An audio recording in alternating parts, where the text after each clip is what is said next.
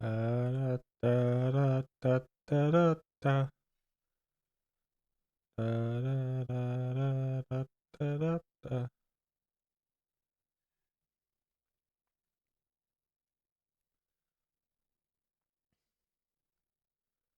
All right, here we go. So I'm going to start off talking about the new norm because that was just wild to me. So the new norm, for anybody who hasn't seen it, is I guess it's made by right wingers. I mean, I'm pretty sure it has like Larry Elder and Dave Rubin in it, but it's just one of the most cringe things I've ever seen. And I would say it's like the right wing equivalent of Velma, from what I've heard. I haven't actually watched Velma. I haven't actually watched Velma myself, but everything that I saw and heard about it is miserable, and that's kind of what I'm thinking for the new norm because it wants to be a it wants to be a adult cartoon sitcom streaming exclusively on X, I guess. And I just don't get it. It's all made by anonymous people, which I guess if you're a conspiracy minded person, hey, Mr. Divine, what's up? If you're a conspiracy minded person, you might immediately think, well, this is like left wing black ops, whatever shit. Or, it's not black ops. Fuck. It's, oh my God, I'm blanking on the term. Like false flag shit, where they're trying to make stuff that makes right wingers look crazy. But then when you see, I think it's Larry Elder, Dave Rubin. Who else was in it? Let me look real quick while my game's loading.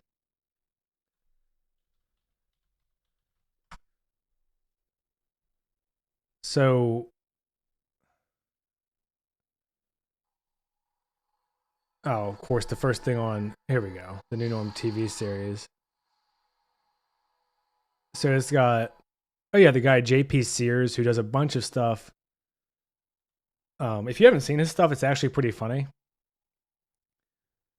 So if this was actually like left wing conspiracy shit, it's genius to just work anonymously and then offer those guys big fat paychecks.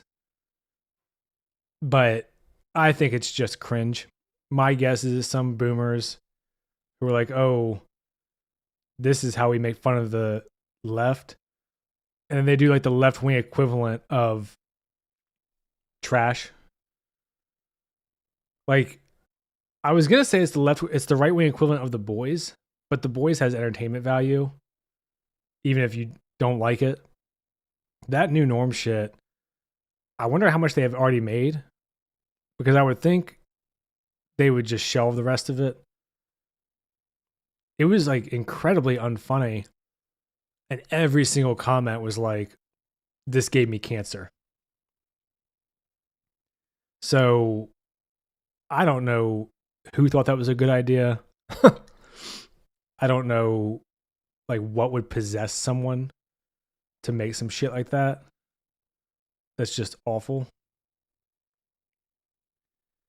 The uh the whole idea behind it is just horrendous. And it's so weird to see an adult cartoon with a laugh track. And it's like they're not using the laugh track ironically. It's supposed to be a sitcom, which makes me think that it's like 60 to 65-year-old right wingers who are like, "Oh, we should just do what the left does but right wing." And this is I might actually make a video on this. And I was going to watch Mr. Birchman and make a video on that too. Cuz I have stuff on my channel shitting all over the left wing obviously. I mean, I would say the Civil War video, The Boys, Um, let's see what else. I mean, the problem is that everything made. Do you think his friends thought it was funny and people were just afraid to say no? I mean, maybe because I've heard that, when you just look at a script, it's pretty difficult to tell, like, is this really good or is it cringe? So that's a possibility, I think. I think another possibility is they just got offered a lot of fucking money and said okay. Because I would think that, just generally speaking, if you have experience in like PR shit and, media, you would think that, you know, that they would have some idea of like, okay, this is a decent script or this is a pile of dog shit or, whatever. Like, it's just, I don't know. It's so hard to say because, if you look back through Hollywood, there's all kinds of crazy stories about actors passing up on different roles. Like the guy who's the Mission Impossible 2 villain, I think was offered the original Wolverine role before Hugh Jackman, and he turned it down. Obviously, that role is still going strong, relatively. I mean, Deadpool 3 with him in it is about to come out. Or it could have just been a favor, Like, hey, I want to make this show making fun of the left. Can you help me out?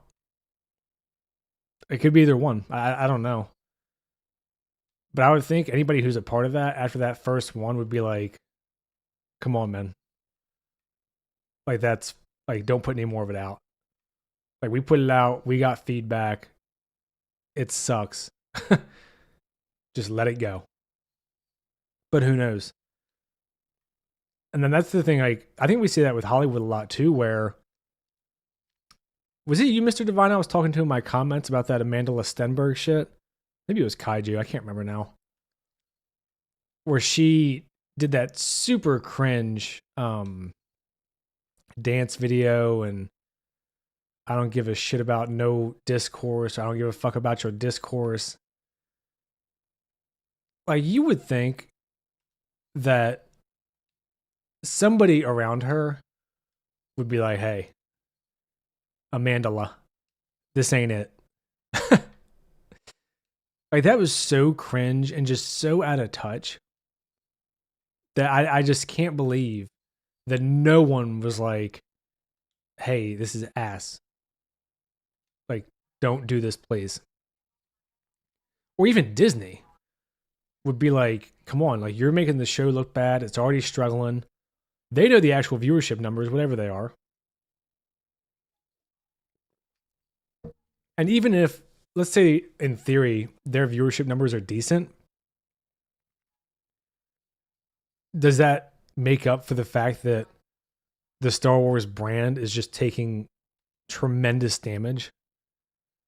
Like, there's no chance that anything from the Acolyte moves forward after this season, regardless of what they say.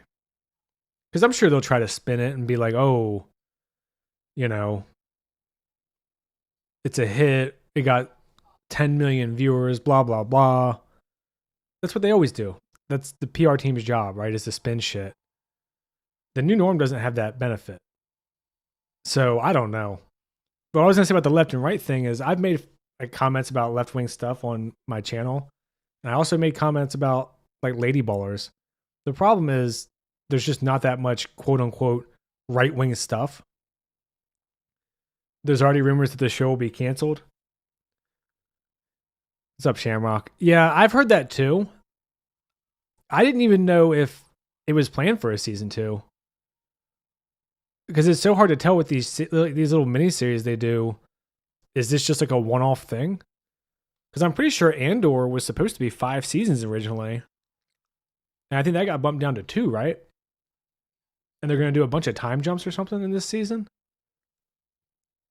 It's really hard to keep track of everything going on with Star Wars because the information is constantly changing. And then you also don't know if they actually had plans to begin with, or are they just putting out feelers? So, okay, I think I'm back now. Sorry, fucking internet cut out for a second. Yeah, so the problem is for talking about political shit, which I try not to do. I prefer to talk about writing and just characters and entertainment. But I mean, the reality is most of Hollywood is left wing, and that's not even really the issue. The issue is that it's very far left with a completely different sense of morality than 99% of people, which is why no one is watching their shit.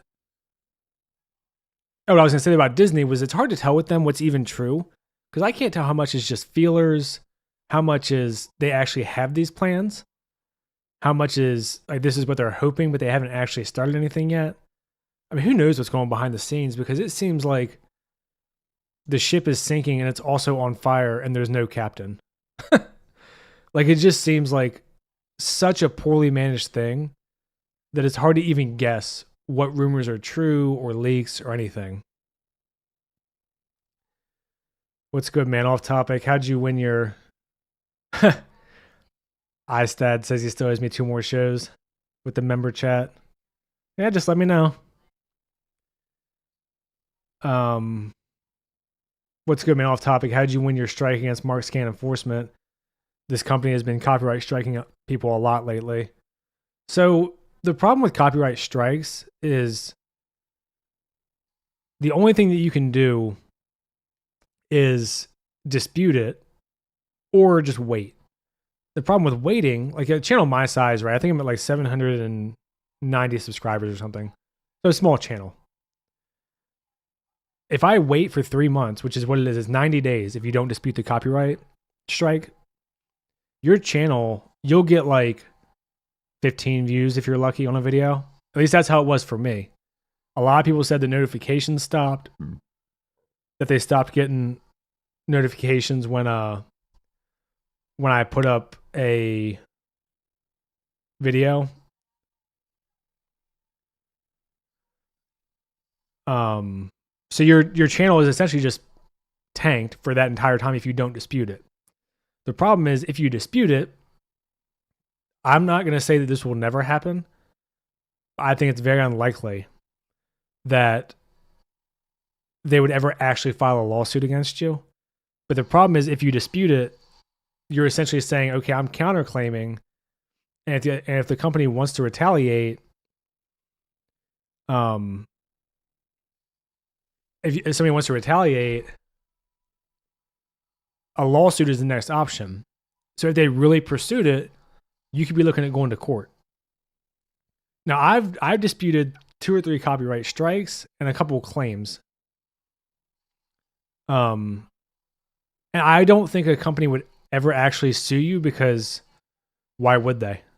It doesn't really benefit them to spend thousands or tens of thousands on lawyers to sue some guy with a channel with less than 1,000 subscribers. But that's the way to do it. So you have to fire Jesus. I think it's called a counterclaim. So you'll see the options in your YouTube studio for like next steps. And if you counterclaim, that gives them 2 weeks to prove that they're actually filing a lawsuit. And if they don't file a lawsuit, your strike will be removed and your channel will go back to normal. So that's kind of the risk of it. But that's the only way to deal with it in a timely fashion, which is still 2 weeks. And YouTube has to approve the counterclaim. So when you do that, hold on 1 second.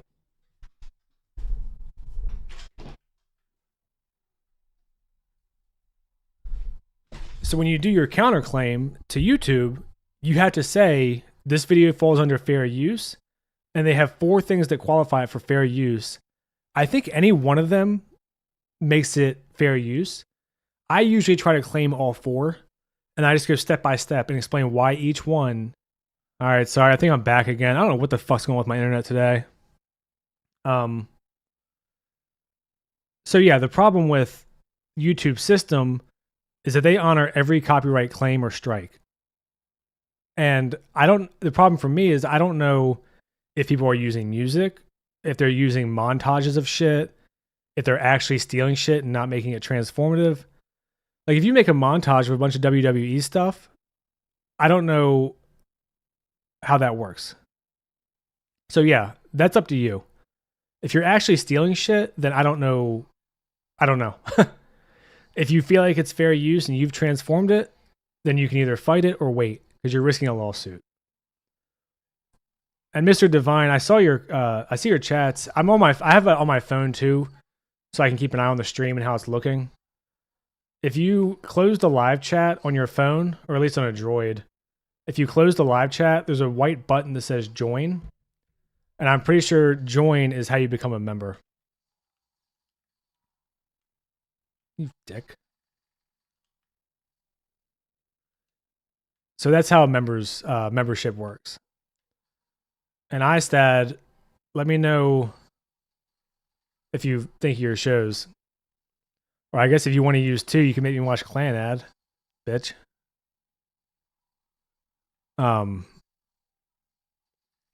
So yeah, I got totally sidetracked about the Acolyte and New Norm stuff. That's okay. Yeah, the Acolyte's a fucking disaster. And what I was saying was, I don't know if anyone actually knows what the hell is going on there. Because it seems like Disney is just so poorly run that I don't even know if they actually know. More action-y. Yeah, I mean, you could always pick a movie, too. There's plenty of anime movies I haven't seen especially that I've been meaning to watch. And I know there's a lot of those depressing fuckers.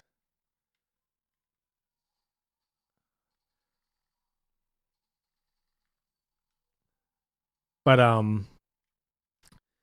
yeah, so I wanted to know about the New Norm for just a minute because I just couldn't believe how bad it was. I might just do a video. I also try to balance out the politics on my channel a little bit. I had some fucking asshole comment on my Avatar video because I said Azula was kind of cringy and one-dimensional. That made me a MAGA Trumper, and I hate women. I would love to know that thread line that gets you from Azula is kind of lame to you're voting for Trump. People are fucking crazy. I mean, it doesn't bother me because it's the internet. I can't even tell if it's the internet or if it was OBS or both. The last time was definitely the internet. The other 3 times, it was just fucking OBS. Because I could still see the stream. That's how I've done it every time. I mean, I guess if it's really unstable, I can buy a, 50-foot fucking Ethernet cable. Rather not. And have it run through the whole house.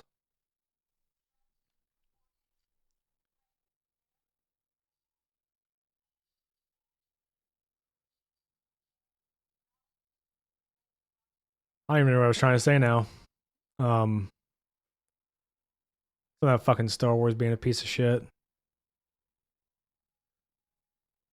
I think I was talking about Star Wars and just no one knows what the fuck they're doing. I'm pretty sure they don't even know. So every time I hear rumors, it's like, is that a leak or is it a rumor?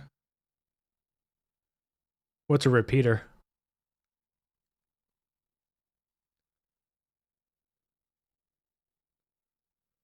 A repeater sounds like a weapon. Like a sci-fi weapon.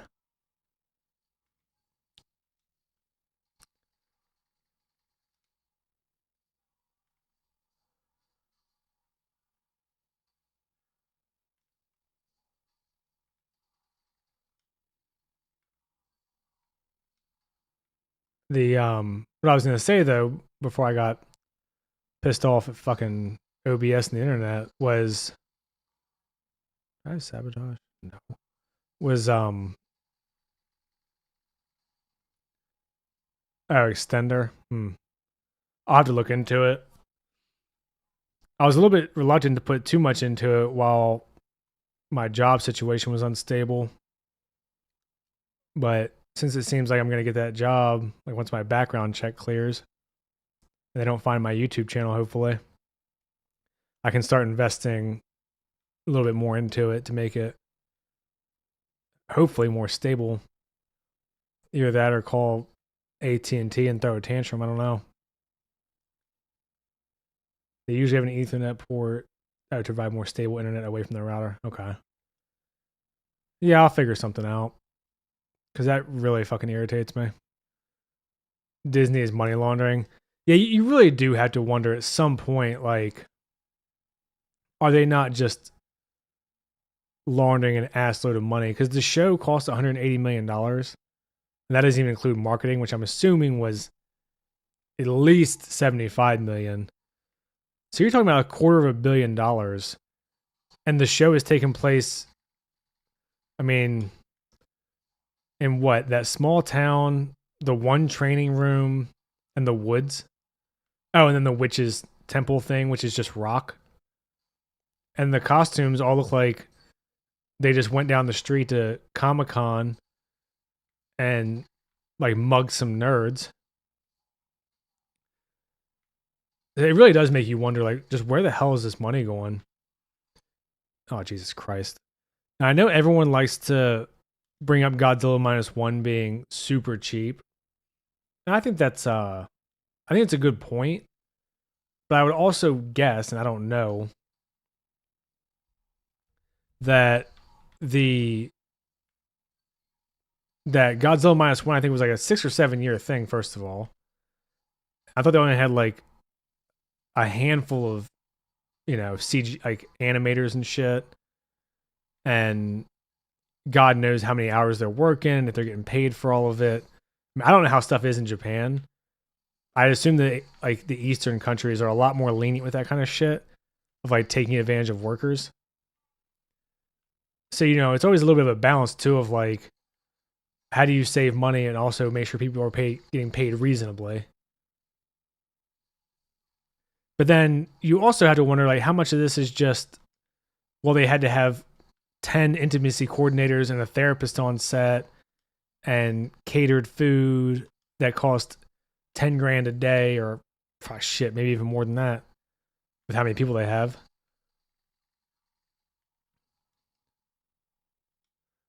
They probably have to hire people with PhDs on gender pronouns and spend money on safe spaces. Yeah. That's what I'm saying, is like, you do have to wonder how much of it is just ridiculous money management, and then how much of it is them actually trying to make sure people get paid appropriately. But I have no idea, because I was actually I'm making a video right now about whether or not Star Wars has just become culturally irrelevant. So part of what I'm looking at is just viewership, right? And looking at viewership just in the movies, it was actually fairly similar to the old ones, but that doesn't include like population growth. So, I think percentage of the population wise, they're fucking tanking. But they're also spending like crazy amounts of money on these movies. I did not realize. So, like, if you look at the budget on Box Office Mojo for the sequel trilogy, the numbers that you see, I think it's like either 200 or 250 million for each one. Doesn't include marketing, obviously. And this article came out about a year ago. I think it was Forbes. I have it bookmarked. And it is wild how much they fucking spend. Like, The Force Awakens, I think they spent $500 million just on you fucking asshole. I think they spent $500 million just on production. Is how it read to me. Now, maybe I'm misreading, and that's including, marketing and everything too. But the way the article, Jesus fucking Christ, Adept sucks in this game. The way that the article is written is like they spent over $500 million on production, and they're filming all this shit in the UK because they get some kind of, I don't know if it's 25% rebate. They said 25% because I guess it provides jobs and shit over there. It's like the justification for the government doing that. Who the hell knows the truth, right? I mean, maybe they're just pocketing the money too, like pieces of shit. They're government officials. But so each of the sequel trilogy movies, they spent fucking astronomical amounts on. Like 200 million is a shitload of money. I had to go back and pull the article up. I don't have it open right now since I just had to restart the fucking computer. But I think each one was like $500 million or close, which is just fucking insane. Like to the point where off the movies, they haven't made a profit yet. Which the movies made, I think, how much did the movies make? It was like 2 billion, 1.4 billion, 1.1 billion. So the movies made like 4 billion, right? In revenue, not their pocket and their share and blah blah blah. But still, you think, 3 movies, you're making $4 billion, you're fucking rolling in dough. And they're not, because the budgets are just so blown out and there's money going God knows where that they just, I mean, when you spend that, I mean, essentially what they're paying for is the brand, right? Like they're paying to beef up the brand and have a Star Wars theme park and merchandise and blah, blah, blah. And I don't think they're getting it. Do you think Marvel fucked up the MCU in their last movies? Also, Disney's using crazy CGI in their last movies like The Flash. Well, The Flash is DC, but yeah, I know what you mean. Yeah, the MCU's been screwed, I think, since Endgame. Like, I was not a huge fan of Endgame and kind of what it did to Captain America in particular. And then you made Captain Marvel like crazy OP. And then you started introducing just crazier and crazier characters. Like, I didn't even see the Eternals, but I'm pretty sure there's like a celestial being sticking out of the fucking ocean. And that's just like not addressed. And then every fucking movie, it seems like, introduces like a new secret group trying to rule the whole world. Like Black Widow did it, Shang-Chi did it. You already had Hydra somewhere in there. I'm sure there's other ones I'm forgetting. You had this shit in like Wakanda Forever, which was a terrible fucking movie, where you've got Namor trying to take over the entire world from the ocean. Like, I think the problem, like one of the big problems comics has, I think, is that there's just too many people and too much going on. And that's before you even get into like, multiple timelines and all that type of shit that they do, or like the multiverse. And you have all these different spin-offs and blah, blah, blah. Like you can only have so many crazy powerful beings before you're like, okay, how does none of these fuckers ever win? And how are the other superheroes not involved every single time that there's like a galactic or like an Earth level threat, or however they classify it? So I think the MCU is screwed. I mean, Doctor Strange 2, Mahler has this in his video. It's like a 6-hour video. You have to find it. Of the guy who wrote the movie was writing the movie as they were filming, because they didn't like the original script. So the whole thing was just a complete mess. And they spent, I think it just came out recently actually, that they spent like $400 million in that movie. So you've got a movie that makes almost $1 billion making no money, because they get roughly half the box office. You don't know the specifics unless you work at Disney, but She-Hulk's a joke too. Yeah, and that's the thing. Like She-Hulk now, I didn't watch that one either, because why the fuck would I spend my time on that? But apparently part of the show, she has like written her own script and broken the fourth wall, like literally.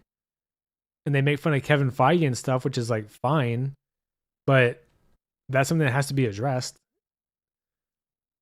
And then this doesn't even get into like, you have sorcery from Doctor Strange. You have just like weird magic shit. You have the X-Men mutants at some point, presumably. Like you have these different magic systems all interacting with one another. None of them have really gotten any deep explanation. Oh yeah, like Wanda's a witch. So I think there's just too much to keep track of without contradicting yourself. And that's if you have people who are talented writers and their only goal is to tell a good story. Their goal hasn't been to tell a good story in a long time. And their goal is to replace every character with a woman. And, you know, you can see shit from Kevin Feige saying, like, oh, we wanted to include Doctor Strange, but we didn't want another white man in the show. So, like, that stuff to me is difficult with storytelling being the priority. When storytelling is not the priority, pretty much makes it impossible. So, yeah, I think the MCU is just dead. Even if Deadpool does well, which I think people are really overestimating how well Deadpool is going to do. I keep seeing people throw around $1 billion and biggest movie of the year. Like, I don't think that they both, the first two Deadpool movies made $800 million each, or like I think the second one made like slightly less, but they're both just under $800 million. And that was when the box office was like booming. I don't see Deadpool making over like maybe 600 million. I mean, it's an R-rated movie, but I mean, which is a bad thing as far as box office. And yeah, it's got a lot of hype, but how many people are just going to wait for it on streaming? I mean, unless it is just phenomenal, which I don't think it's going to be. I said this in one of my previous streams too. I think it'll be one of those movies that has a lot of shock humor. It's fine to watch once, and then people are just going to forget about it. I wouldn't call it a flop. I just don't think it's going to make $1 billion. That's all. I mean, I think even 700-800 million is reasonable, since that's what the last ones did. But I actually think lower, just because of the box office. Nothing to do with Deadpool, or really the quality of the movie. Now, if it turns out that the movie's just, you know, what everyone wants and it's awesome, I could easily see it getting to 800 million again. But $1 billion for an R-rated movie, I don't know. I'm just not convinced. I think a lot of this hype is a very loud, small group of people. But we'll see. I mean, I could be like completely wrong. That's why the prequels suck. I don't know why people show love for those these days. Magic equals convenience. Oh, Star Wars. I like the Star Wars prequels for what they are. I wouldn't call them good movies. They've got a ton of issues. I've heard the books help address a lot of that, but you know, the movie should stand on its own, so it's kind of irrelevant. And the prequels, you know, I think the reason that the people are so forgiving with the prequels, besides nostalgia and the memes and stuff, is just that there is a lot of good ideas in there. There's a lot of good scenes, but there's also a lot of bad dialogue. There's a lot of dumb character decisions. I mean, like, everyone loves like Obi-Wan's "Hello there." When he says that, he just jumped into the middle of a droid army. The only reason he doesn't die right away is because Grievous wants to fight him one-on-one, right? That's a really dumb thing to do, but people like it because it's Ewan and it's nostalgic and whatever. And at the same time, you also have to consider, like, you can tell that those movies were made with certain ideas in place, and because obviously George still had. Oh, really? They're writing the prequel story like a week before. I didn't know that. I was gonna say, you can tell that like George had ideas there that he wanted to touch on, and he still loves Star Wars. And to me, that's one of the biggest reasons that Hollywood is suffering right now. Is social media has really just shown everyone who they are, and who they are is absolute fucking assholes. Like, could you imagine how different the treatment of the Acolyte would be? Do you think the bad dialogue is intentional to make Star Wars feel like a galaxy far away? No. I think George is probably a very good ideas guy, and obviously super creative, and not a particularly good dialogue guy. I mean, I think you see that kind of stuff all the time where different creators have certain strengths and weaknesses. And I think for him, dialogue is just a weakness. And then my guess, and this is just speculation, is that during the original trilogy, he had a lot of people giving him input and kind of guiding him. And by the time the prequels were being made, he was George Lucas, you know? No one's going to tell him no. So then he didn't have anyone to like course correct. So he said, I think this line about sand's a good line. And then all the talking yes men around him just went, "Oh, that's great, George. You should totally talk about how coarse the sand is and have a super cringy dialogue delivery." So I don't think the bad dialogue is intentional. I think it's probably just a weakness with his writing. Yeah, Jakin agrees with me that he didn't have full control in the original trilogy because he had people with him. Yeah. And not only did he have full control by the time he got to the prequels, he was, he's essentially a god, right? Like, Star Wars is arguably the biggest cultural phenomenon ever. I'm sure you could debate it about, Game of Thrones and Star Trek and blah, blah, blah. But, either way, no one was going to tell him what to do at that point. Do I think it's fair to give George Lucas, you should watch the Plinkett reviews? I've heard they're good. I've just never watched any Red Letter Media stuff. I'm not actually sure why. It's not like I've avoided it. I just never have. Do you think it's fair to give George Lucas credit for Star Wars, even when he had a lot of input in the original trilogy? I think you have to give him credit. It's his world and his story. I mean, look, any book that's ever been written has had editors, has had input from publishers, or for the case of movies, studios. So that's just a part of the process. I mean, I don't think anyone's going to say, we should give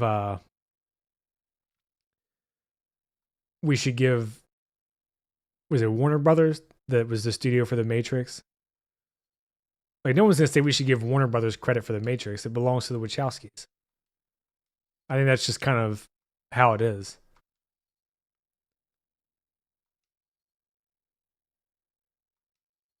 I mean, maybe if you want to say that other people didn't get the credit they deserve, maybe that's true. I don't actually know. Because you never know how much is going on behind the scenes either. Like, you don't know how much of it is people giving like notes and feedback, because like feedback can be a bunch of different things, right? Feedback can be, this scene is good, but I think it would be even better if you did this. And then he could go, "Oh, okay, that actually is a better scene," and then just take the scene straight from the feedback. Or the feedback could be, "I feel like this is kind of weak because of blah blah blah. Why don't you try it again?" And then he still has to come up with another scene. It's not, no one's coming up with a scene for him. They just said it wasn't working. So there's a lot of ways to view like others' input, and you just don't know unless you're there, I would imagine.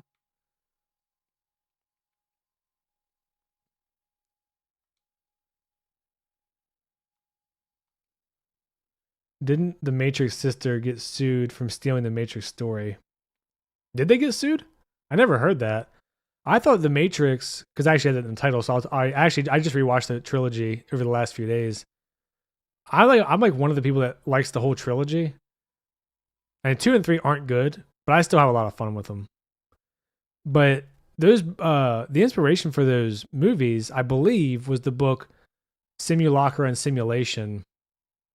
And it's by some fucking French philosopher, Ballereau or something. I'd have to look his name up. I actually read the book because I liked The Matrix so much when I was younger. And it is a dense book. I mean, it's only like 150 pages or something. It's short, but it's hard to read. Like those old school, really heavy philosophy books. Not a huge fan, honestly.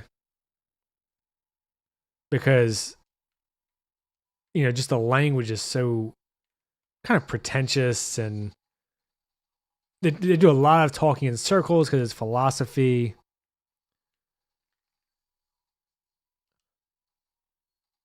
I wonder who to suit them though.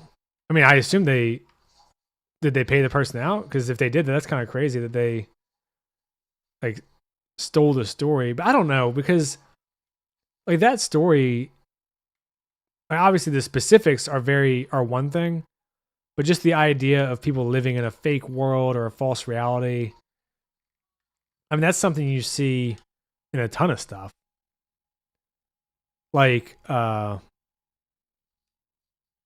was the fuck? I mean, Surrogates is an obvious one, but The Island, right? Like The Island, those who all think that they're part of some bigger society and they're going to heaven. You've got stuff like The Giver, where you don't know what the outside world actually is because they're in this really weird dystopian place. So, there's a lot of stuff that, I don't know, to me, like suing for the idea is hard unless they literally just took the story from somebody. Obviously, that's way different than like, oh, someone had a similar idea about machines running the world or whatever the case may be. But I actually never heard about that. That's interesting if they did. Because remember, The Matrix came out, I think it was 99. So the internet still at that point wasn't like you weren't hearing about everything the way that you do now. So I certainly didn't hear about it if that was the case.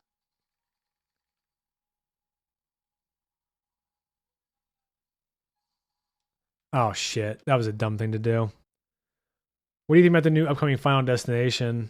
It took them like 14 years. I'll be honest, I've only seen the first 2 Final Destinations.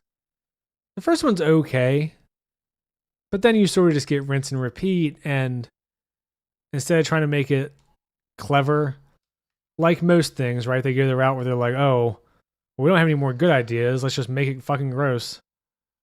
And that's, I mean, you see that with like Saw.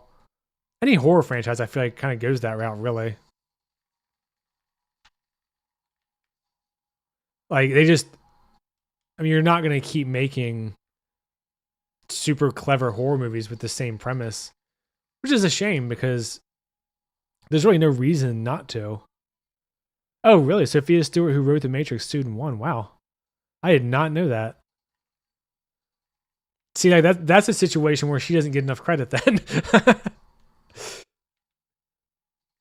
I wonder how that works if you sue on a case like that and win. Because like if she just settles for a payout, I mean surely the Wachowskis are still getting paid, right? Like I mean I can't imagine there's not some kind of royalties they're still getting. Not that anybody's buying fucking DVDs anymore, but like the shit's still on streaming, and I can't imagine they're giving it up for free. I mean, I guess it would depend on when you win the case what you negotiate for, but a flat payout would be kind of crazy.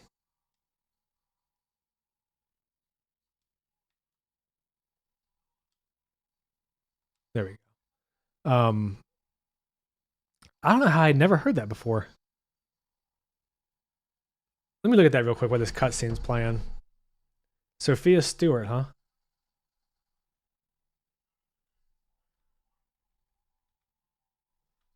Oh, she's an author. Okay. So, did she write a book?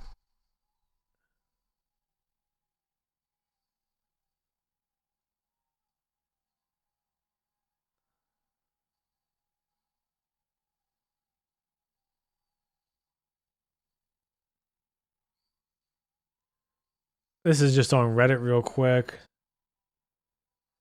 This is from a few years ago.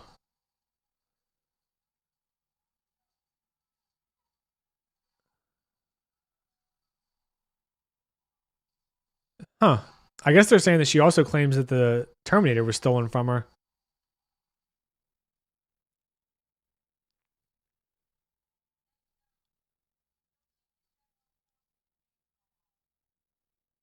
Okay, so her original science fiction book was called The Third Eye Matrix.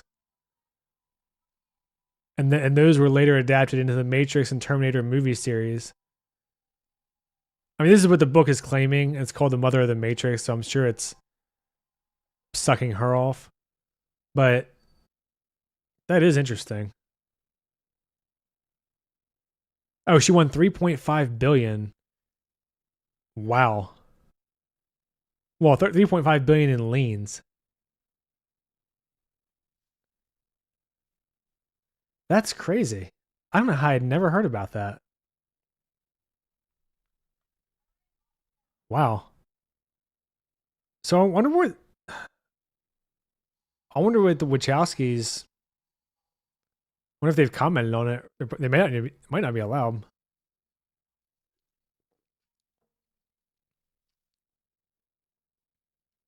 The third eye, yeah. That's nuts.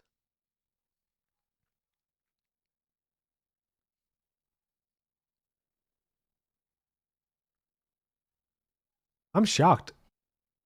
And see, this is like one of the good things about the internet is that if that had happened today, there's zero chance that everyone wouldn't know about it. But 99 or 2000, I don't know when she sued him, was still like the era of fucking dial up.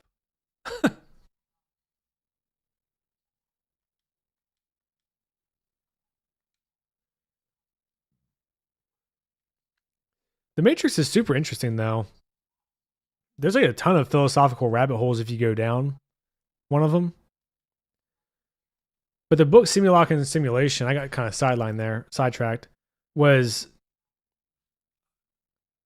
oh, okay. So Mr. Divine is saying that that because of that lawsuit, the sequels got delayed or took forever to make. That's interesting. And Saw 11's actually coming this year. Jesus. Um, but the Matrix, the book Simulacrum, 2025, the book Simulacrum and Simulation. If you ever want to read it, it's really not a long read, but it's just really dense because it's a philosophy book. But the gist of it, since I'm sure no one wants to actually read that shit, is if you had like essentially like a simulation of everything around you that was um indistinguishable from reality, would that make it less less than reality, or should you treat it as the same, like on an equal level? And then it goes into all these examples, and it talks about how if you had a map of your city, like you can't step on it, but what if the map was the size of the city, and when you walked around it looked just like the city? And obviously you can see the parallels between that and the Matrix movie, where they're living in the simulated world.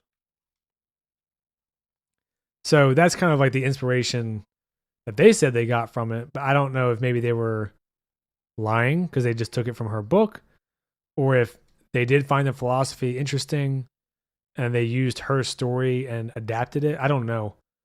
I had to read the specifics of the lawsuit, which I just found out, and see if they ever commented on it.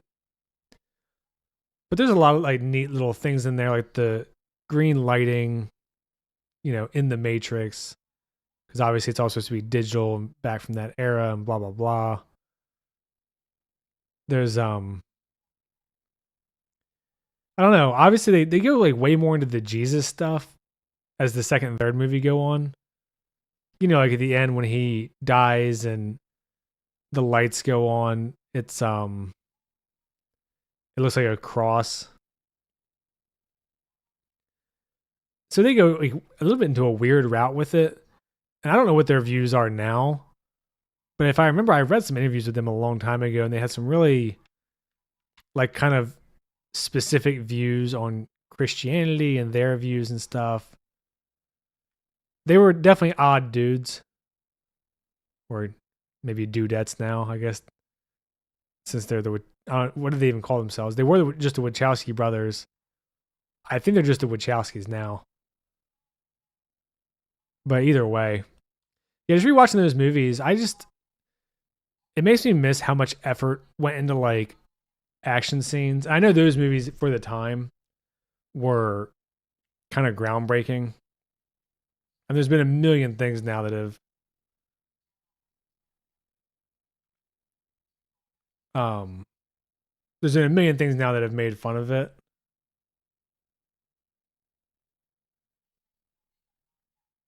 And like the slow motion with the bullet dodging, the part where Trinity jumps up and you get like the 180 camera. I used to have the DVD. I don't know if I still do or not.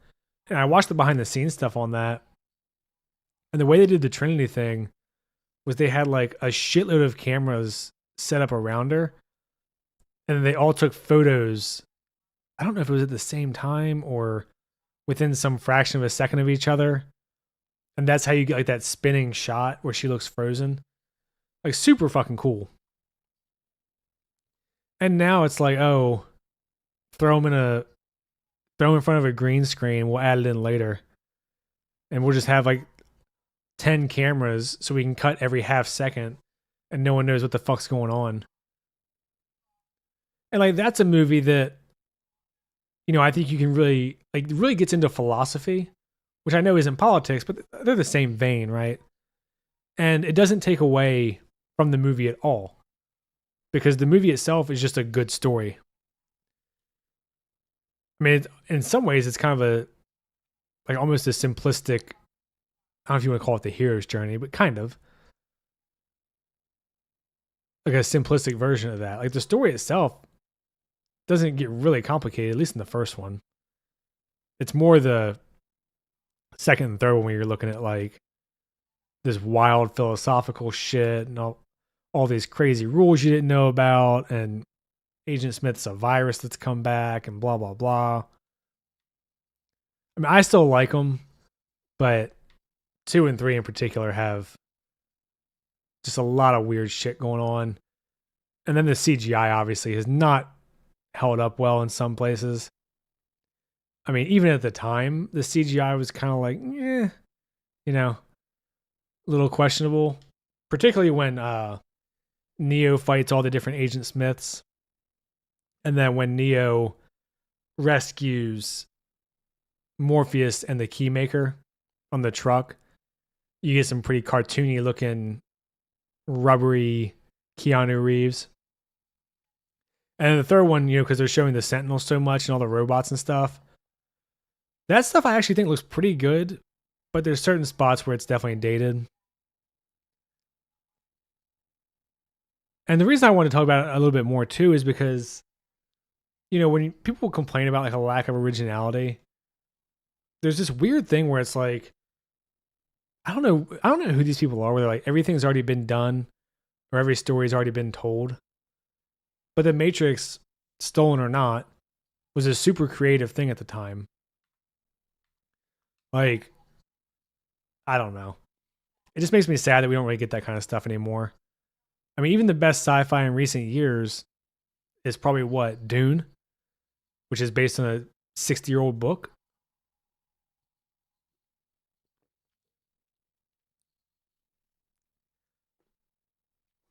And I think that's part of why people like myself also are turning to anime so much, because anime has a ton of flaws, obviously, or tropes that I think get kind of played out. But the originality is something I appreciate. And people have different priorities. I usually can let quite a bit go story-wise if you create a really cool world. Or if the world has some issues, but the characters are compelling, the story is compelling. You can overlook stuff like weaknesses if there's strengths to balance it out. Hollywood doesn't want to invest in an unknown IP. That's for sure. The thing that I don't really get, like why Hollywood doesn't do more of, is just try to hit up like original low budget sci-fi ideas. I mean, that movie The Creator, I actually didn't get to see it. I heard it had some issues story-wise, but visually it looked pretty fucking good. At least from the parts that I've seen. Why wouldn't Hollywood say, okay, like a lot of our brands are trending down, we don't know what the fuck we're doing. And instead of trying to continue to milk them, which they're not successfully doing anymore, I would say, why don't we make 5 sci-fi movies like originals at $40 million each, and hopefully one of them takes off. And then that way you don't have to, have your 10th Alien movie and give it a $200 million budget and hope that it makes $1 billion fucking dollars. That's the thing I don't really understand about the philosophy that they have right now is, I get you want a sure thing if you're a corporation. You don't want to take risk if you don't have to. But how is it not a massive risk to spend $300 million on a movie, put yourself in a position where it has to make $750 million just to break even? So really you're hoping it makes what, $1 billion? So you can make a couple $100 million? Like, I don't get that mentality. And surely these CEOs and whoever's making these decisions, like, they can see the trends, right? Like, they can see that that Force Awakens made double what Rise of Skywalker made. And that in between that, the Solo movie lost money. Like, they can see all that stuff. They can see the viewership drop off a fucking cliff between Kenobi and Ahsoka and Acolyte. Like, they'll keep making their animated shit because it's cheap. But I just don't get it. And then that's not just Star Wars. Sorry. That's just not Star Wars. That's everything, right? Like the MCU is the same thing right now where they're spending all this money on these Disney Plus shows. There's no fucking way they're making it back. Not a chance in hell. So, why not give creative people who've done small projects or even if it's a person who's brand new to the industry, right? Like, why not say, hey, you seem like you have some good ideas, but you don't really have any experience in the industry. We're going to pair you with this guy who's written 10 movies or shows or blah, blah, blah. And, he's going to guide you through logistics and the process and show you the ropes. So you're getting like a new creative with practical experience and combine them. I just don't get it. Because at the end of the day, everyone has different things that they think are important. If you go see John Wick, you're probably not focused on the writing. But the reason that John Wick 1 was so successful in part was because of the writing. Like, you had a good character, good simple revenge story, right? Guy lost his wife, she left a dog behind for him. Dog gets killed, he wants revenge. Very straightforward. Really solid choreography. When he gets shot, he's messed up. He's not getting bullets to his, he's not getting shot the whole movie. He's not invincible. And then by the time you roll around to 4, he's Iron Man with a pistol. And, it's fine. Obviously, it worked. People liked it. But if you want a series to have longevity, the writing needs to stay at least like a solid level fundamentally. So, yeah, I just kind of went down a rabbit hole there about the Matrix, but that's like, it just made me miss that era when, you could count on just at a base level, a decent story. Like, not every story is going to fucking change your life or anything like that. But it's, but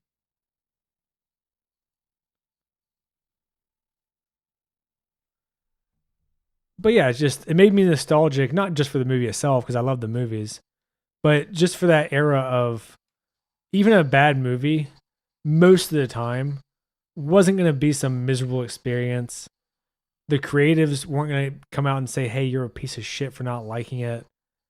Like, it's just a bummer that's what we've devolved into. And, talking about like messaging in movies, I want to talk about the Bikeriders a little bit. Because I went and saw it last Sunday, actually, after I streamed. super low budget movie, not a ton of marketing as far as I can tell. Again, really, I would say a simple story, but there's a lot there. And that to me, I thought was so fitting seeing that movie after after bitching about The Boys being overtly political.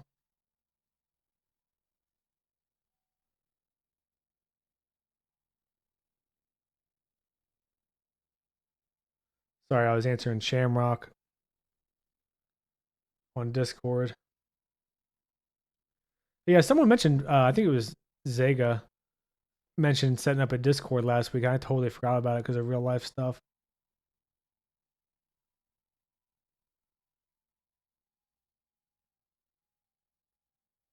But yeah, so Bikeriders, I don't know. I find the messaging of the movie is pretty clear if you're paying attention. Like, I wouldn't say it's some expertly subtle story, but the reason I wanted to bring it up is because when you take a story that I don't think it's particularly controversial to say that you know like young men not having purpose is a fucking problem for society, and not having father figures and strong male role models, like all that stuff, I don't think it's controversial. I guess depending on what you think the solution is, maybe you think it's a controversial subject. I don't know, but um, but that's a movie that the message I thought was pretty clear and pretty obvious, but it didn't take away from the movie at all because it's just a good, simple story, and the messaging just fits into it naturally. Like, yeah, young men or men in general without much to do, who society has outcast, are going to be fucking destructive. And the movie doesn't try to justify it. It doesn't say that they're right. It doesn't really say that they're wrong either. It's just sort of reality. And that's, I mentioned earlier that Hollywood doesn't have the morals of the rest of society. And that, I think, is a huge problem with inserting your politics into shit when you have weird politics, which Hollywood does. Like I just finished Avatar, and the messages of that show again are super clear. It's a kids show, right? They're not gonna try to bury the message, but because it's messages that 99% of people agree with, people love it. Like when Katara goes on her whole revenge quest and then decides essentially to choose forgiveness and just move on with her life because killing the guy wouldn't help. Like that's a message that I think most people would agree with. You don't want people just kind of taking revenge in their own hands, and is revenge going to help you? Most stuff portrays revenge as negative, right? Because when you go for revenge, you have things like escalation, and then you have to live with what you've done as well. There's a lot more to it than just justice, punishment for your actions. And this happens again at the end of the series, obviously, when Aang fights Fire Lord Ozan.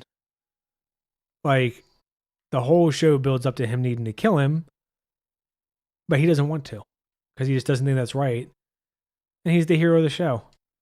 Super basic morality, pretty in your face as far as messaging goes. But I don't think anyone's going to have a problem with it. Like when I talked about The Boys, the problem with The Boys really, besides the fact that it's just blatantly one-sided, the story has fallen off dramatically in quality, is you've essentially told half your audience that you're a piece of shit. And there's a way that you can do that. South Park does it all the time. South Park has no problem making fun of everyone. Everyone loves South Park. People have no problem laughing at jokes at their own expense. But I think that's because South Park does a good job of really exaggerating, the point so that it's beyond, your actual beliefs, but also it just goes after everyone equally.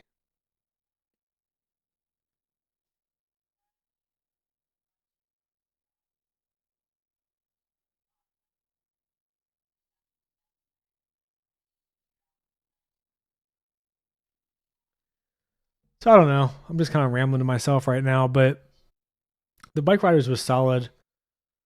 I'm a little bit gay for Tom Hardy, so that probably helped.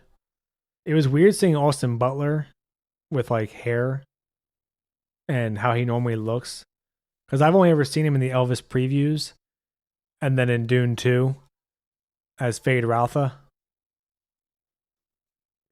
Where obviously he's like painted all white and got the bald cap and just looks like a lunatic.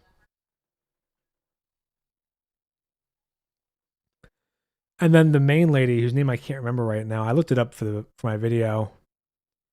Um,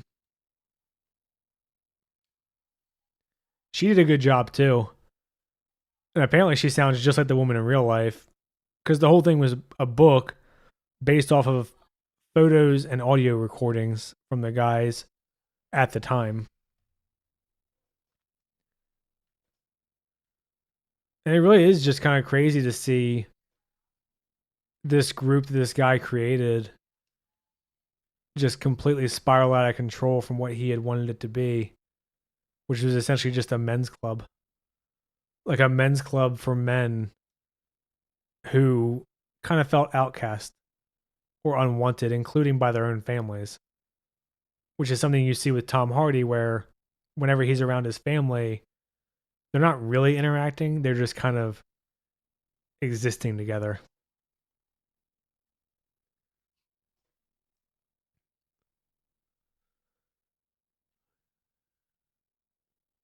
I think that was the main stuff that I wanted to talk about today. Um, shit, hit the wrong thing. Damn it. Oh, whoops.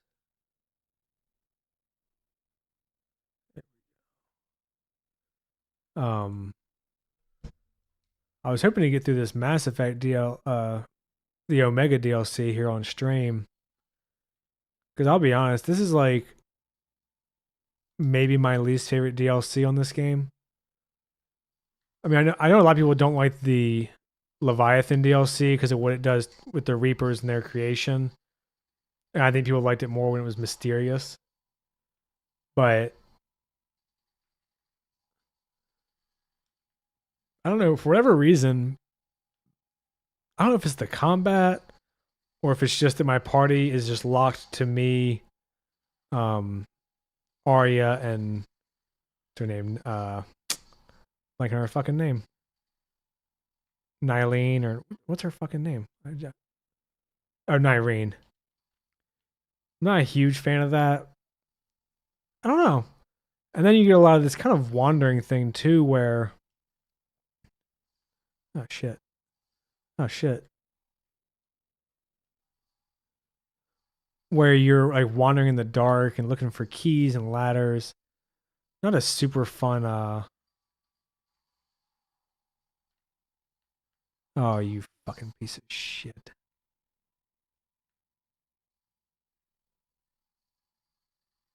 There we go. I don't know, for whatever reason, like and it even has like new like original enemies and stuff, and like they clearly put work into it. It's funny I was talking about the Matrix because Carrie Ann Moss is Arya. She's an okay character. She's a little bit cringy.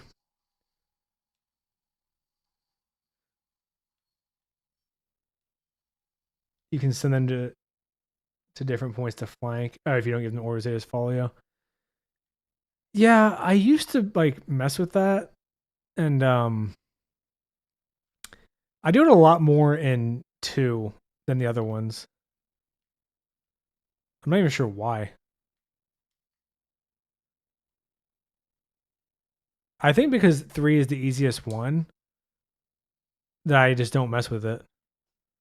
Like I think like this game, I've died probably more than I have.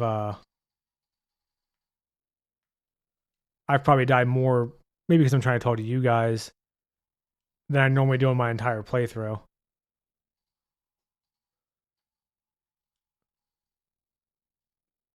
Because there's a few spots that get me tied up. Trying to. Oh, my gun disappeared. Piece of shit. Um, and one of them is actually the boss fight for this DLC. It's just a pain in the ass. Actually, this DLC has two of them.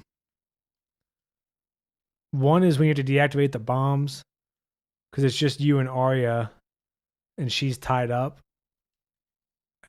She's tied up doing something with the command center. This actually has quite a few challenging parts, I would say. This DLC does, I mean.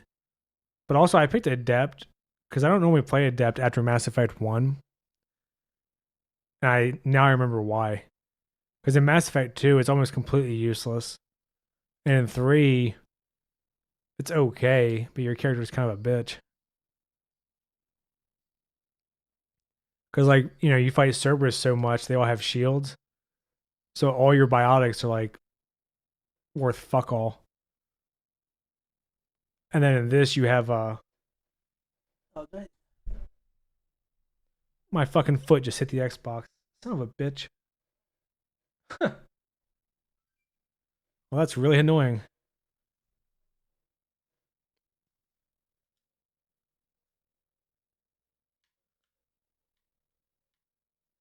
I can't believe I fucking did that.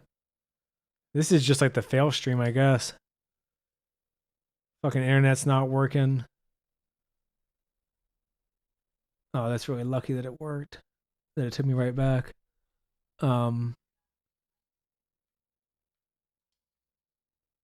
Fucking shutting off my Xbox. I don't know what the hell I'm doing. I mean, at least if I was drinking or something, I'd have an excuse. This is me just being fucking retarded.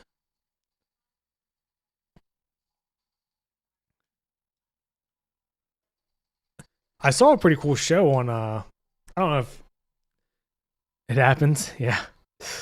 I saw a pretty cool. I don't know if you guys ever watched like the Korean shows or anything on Netflix. But there's one on there called Tomorrow. It looks pretty neat from the preview. I'm trying to get my wife to watch it with me, but she's not been feeling well. But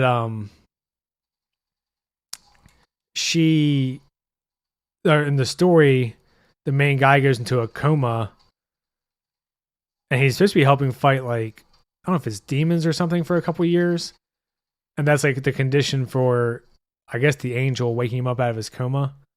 I'm doing a really fucking piss poor job of explaining it, by the way, but it looks pretty neat. I want to start it to see how it is. And it's funny if you watch any of the Korean shows, that it really reminds me of like 90s Hollywood shit. And actually, I had some family or some in-laws were in town, and they were watching Kill Bill.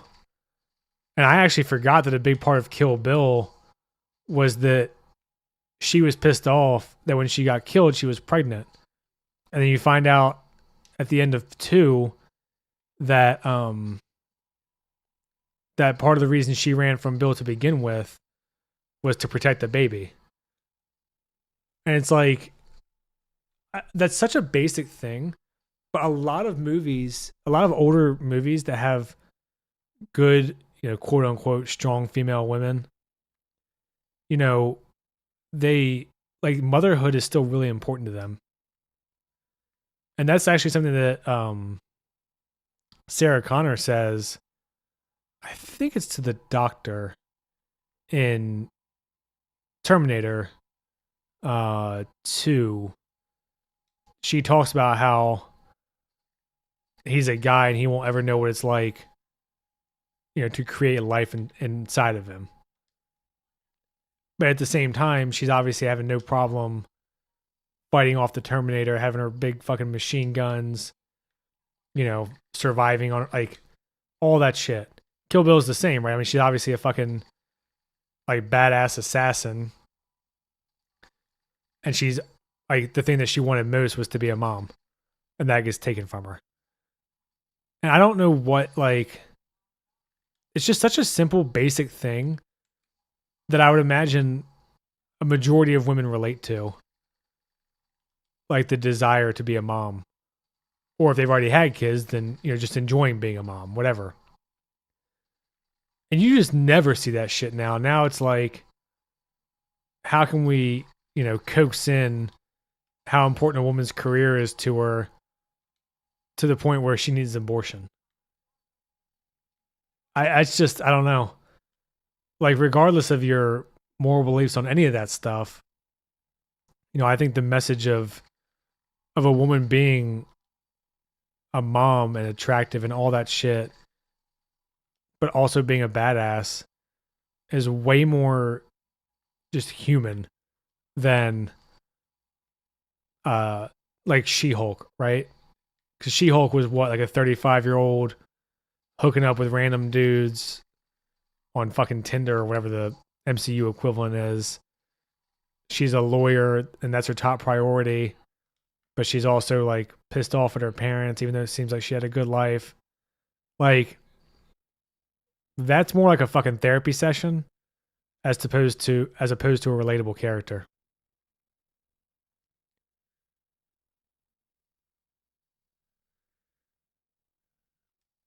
I should probably rewatch Terminator sometime too.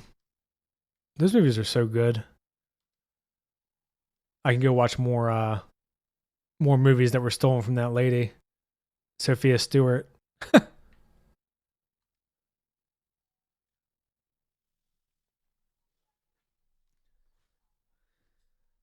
I think part of the reason I don't like this DLC also is that this shit just drags forever. Like, at this point, I had to play the whole part to get to the bunker. You play this whole part. You go back to the bunker. You go through I think after that is when you go through the dark ass factory. You fight all the adjutants. And then you had the last part. Oh no, then you get trapped. So then you have to fight by yourself with all the robots. And then you go through the last part where where you fight Cerberus again. And you have to fight the adjutant and Cerberus in the Omega Club.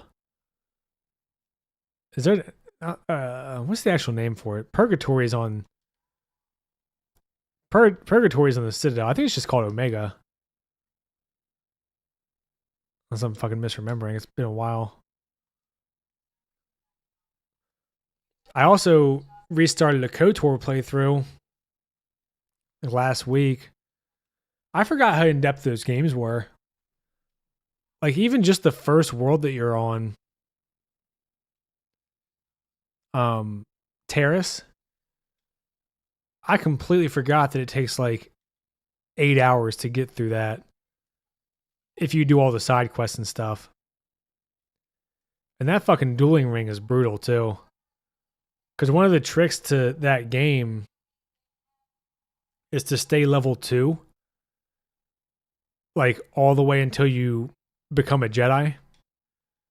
Because then you get like 10 more you get like 10 more levels or 6 more levels worth of Jedi points of like force abilities and shit you can use.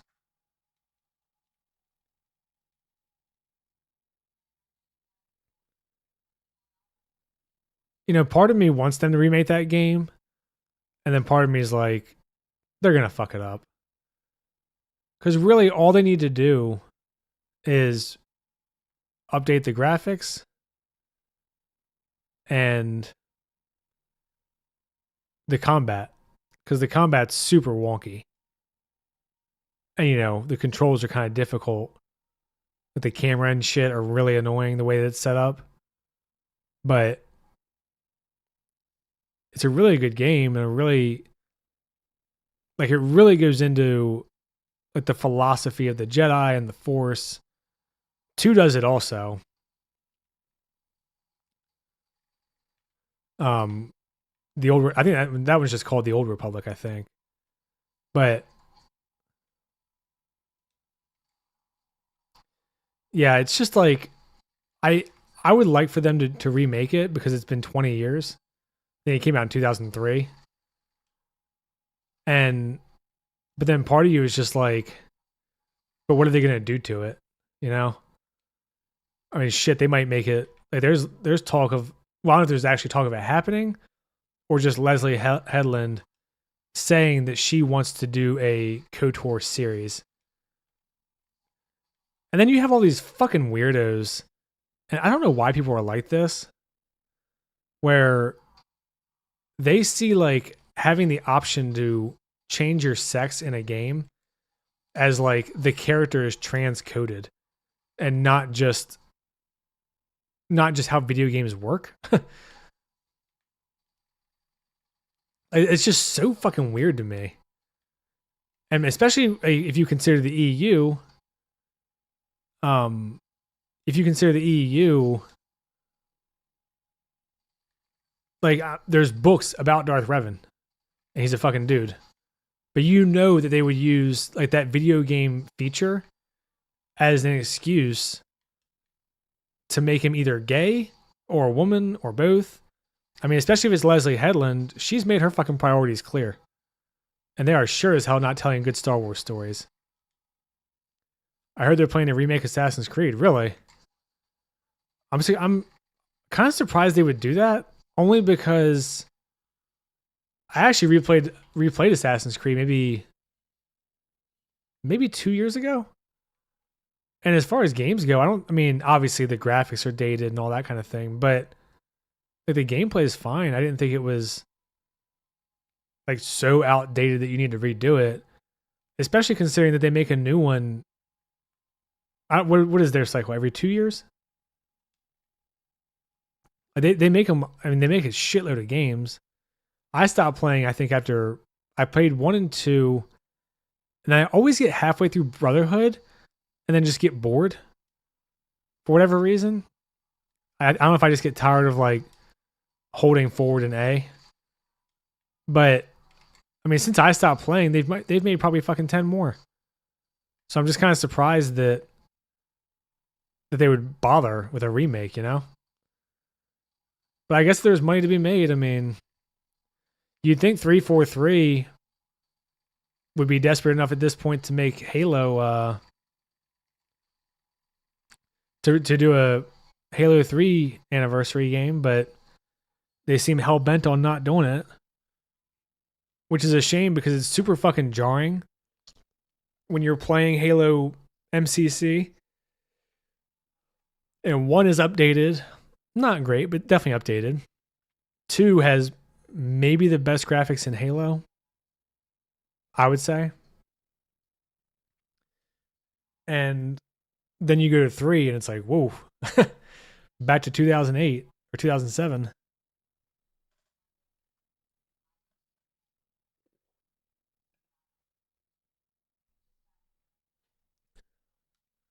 The Halo CE remake for PS. I heard about that. I don't know if I really understand it. Are they updating everything? Or is this just like they're making a PlayStation version? I guess I just don't get what it is. Like, is it another remake for Xbox, PC, and PlayStation? Or are they just making it for PlayStation so that they can reach out to a new platform?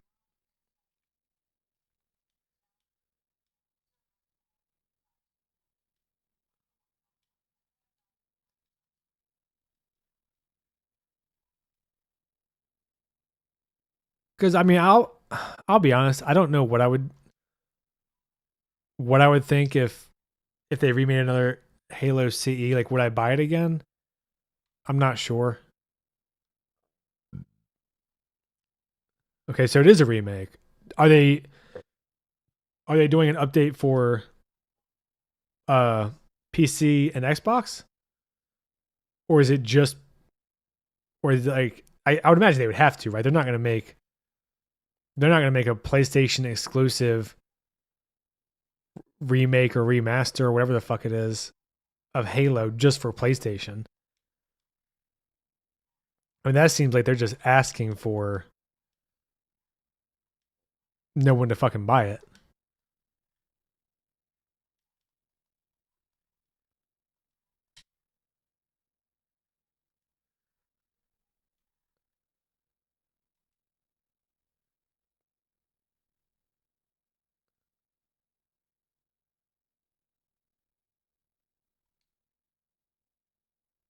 I don't know. I guess I'm just maybe the part of why I'm confused is I just don't understand the market.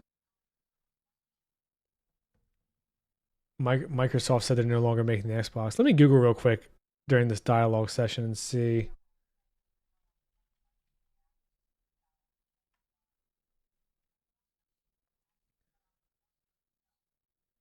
Okay, so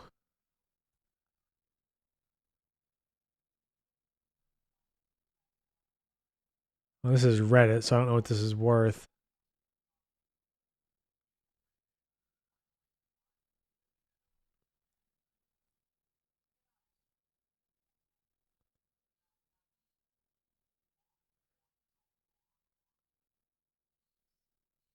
Okay, well, this is just a Reddit post, so this is interesting if this is true.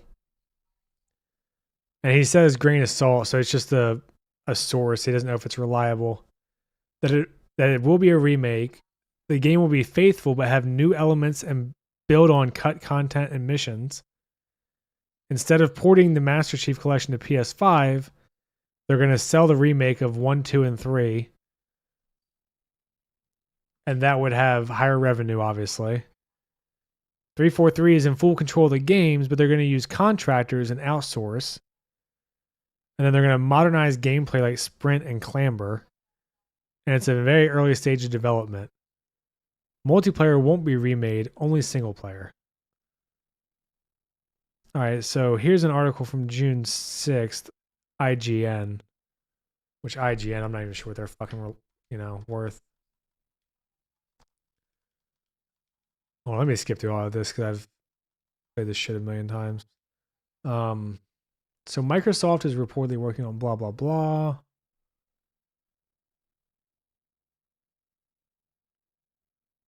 Okay, so it's in super early stages, so I can't even tell if this is like kind of what we were just talking about with Star Wars, where they just throw shit out there to,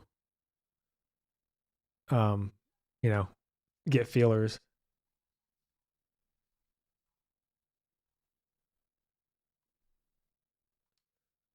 All right, so da, da, da, da. Okay, this is all just kind of speculation, so that's really not fucking helpful.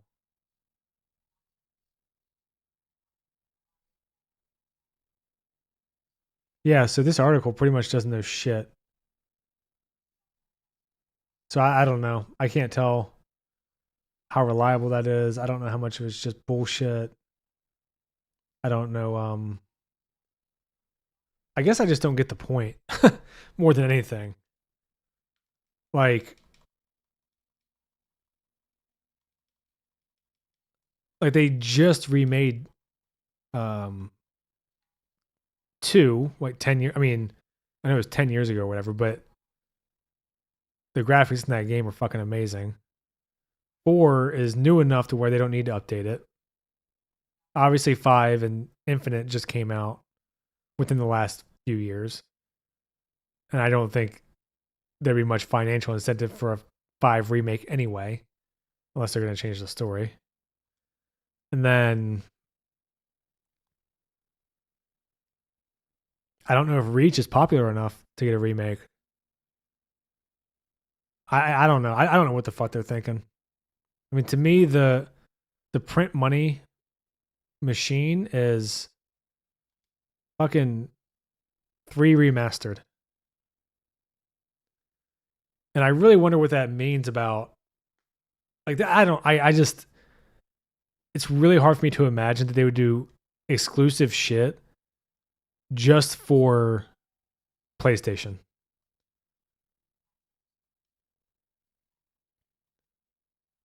Like I that to me is just like spitting in the face of everyone who's built Halo. But to be fair, every corporation at this point has kind of spit in the face of their fans. So them doing that wouldn't really be anything new.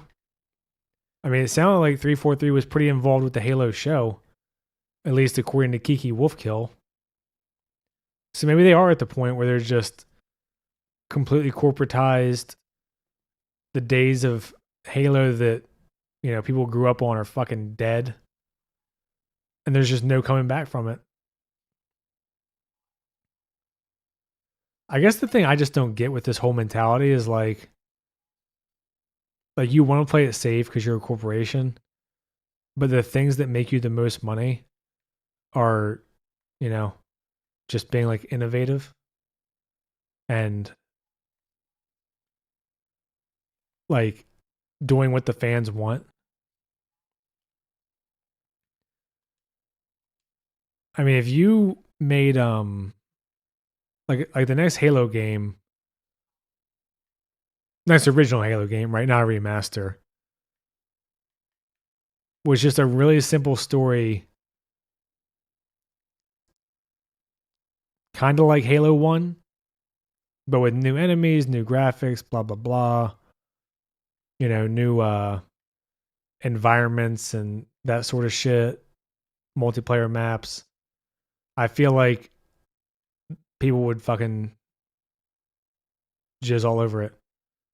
I don't think video game fans are super hard to please, and I don't really understand how they just keep fucking up, because that's what it feels like. I mean, Infinite sold and made money, and I'm sure they're making bank off microtransactions. But the cultural relevance of Halo is dead. Like when, I mean, I don't know if you remember or not, but when Halo was at its peak, you know, there was Master Chief fucking everywhere. People were lining up at midnight to play this shit. Everyone wanted the show or the movie by Peter Jackson. And now it's like torture being a Halo fan.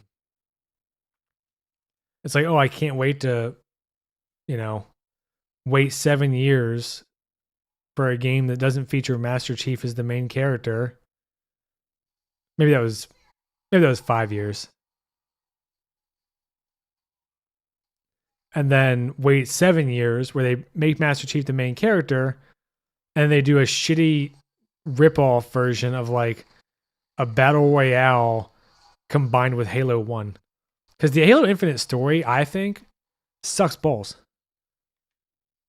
I haven't really heard either way what like the general consensus is from Halo players and fans, but I thought the story was really fucking dumb. Like, it was like if a child wrote a video game story. Hey, what's up, Flack?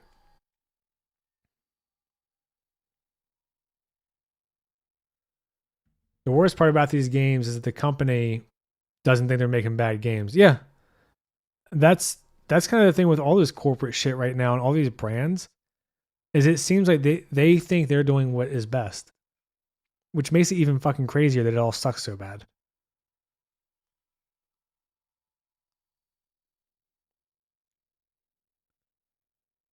I counter that flack with microtransactions live service. Yeah, I mean, the microtransaction thing, that's what I was gonna say. I got sidetracked. Was, you know, if you're a Halo fan, you wait 4 years for a campaign and you get fucking Locke, who is lame. And then you wait, was it 7 years for Halo Infinite? And it's like, oh, I can't wait to pay $20 for the color orange. Like I was playing MCC a few days ago actually with iStad. And you know, the night before I was just kind of fucking around, looking through the multiplayer stuff, whatever. And I was like, holy shit, there's like 1,000 armor permutations, and all of these just came with the game. Like that, like those days are fucking long gone. And it's a shame. And then you're waiting, you know, half a decade for a shitty story and then to pay out your ass for armor permutations and colors. I don't know. It's just disgraceful to me. What, like, I mean, this isn't why I've stopped playing video games. I've I just got too busy as I gotten older. Like I still like them, but seeing that kind of stuff going on makes me be like, fuck that industry. Like it's already the industry that makes more money than fucking anything. And then you need to charge, exorbitant prices for aesthetics and bullshit. And I know there's worse versions of that where you can buy upgrades and stuff. We talked about it last week, but I don't know. It's just crazy to me. FOMO, yeah. Like at some point, the people playing the games know what they want over the devs or CEO. I mean, you would think so, but if people keep buying them and then bitching, the CEOs don't care. Like, if you bitch and then buy the next one, that's a win. They don't give a fuck. And video games to me seems like maybe more screwed than movies, at least as far as customer service goes. Games are now designed to play for 1 year and then get the new one, not designed to play for a decade anymore. Yeah. I mean, I think you could apply that to movies too. Like they're designed to watch once and be kind of a spectacle. And then you just forget about them. Move on to the next one. But video games, as far as the way they treat customers, I actually think might be more screwed than movies. Because movies are losing money. Like Hollywood is losing money just hand over fist. These streaming services are all just losing billions hand over fist again. But video games are just raking in hundreds of billions of dollars a year. So, I mean, there's really no incentive for them to change. And it kind of makes me glad that I've always been a little bit more partial to campaign games, like solo player games, or even the campaign aspect of a game with multiplayer. Like even Halo, I've always loved the campaigns. Like multiplayer, I've played and it's fun. I've enjoyed that for a long time too. But to me, if I could have a good campaign or good multiplayer, for me, it's campaign, no hesitation. But I'm pretty sure I'm the minority in that regard. So, look at Suicide Squad. They wanted that game to last for years. Yeah, that's true. That game was a flop, wasn't it? But they also spent what, like $300 million making it or something crazy? I mean, I know what you're saying. Like that was a massive hit in a bad way, not hit like everyone was buying it, like a massive hit to their account. But I mean, for every Suicide Squad, there's a fucking Call of Duty or a Fortnite or a Madden, like, or Grand Theft Auto 6, I think is coming out soon. And they've been making money off of 5 for what, 10 years, 11 years?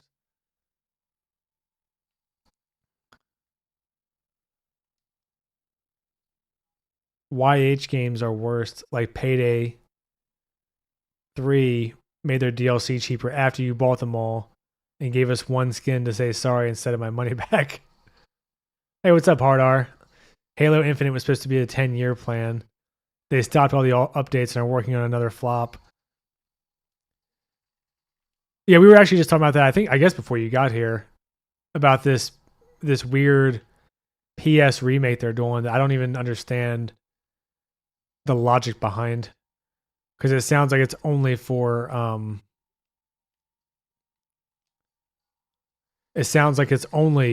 PlayStation, and it's also only like a single player focused update. I don't get any of it. And from what I skimmed real quick online, it doesn't really seem like there's too much information yet that's been confirmed. But as far as an Infinite sequel, I mean, is anyone looking forward to that? Even me, like I've pre-ordered every Halo game. I don't think I will for the next one. After what happened with Infinite, I was so fucking mad. Like you put out a game with like a shitty ass campaign that was completely retarded, and like 2 multiplayer modes with a couple maps after almost a decade. Give me a break. That's completely unacceptable. I'll probably just wait 3 months and get the bitch at half price.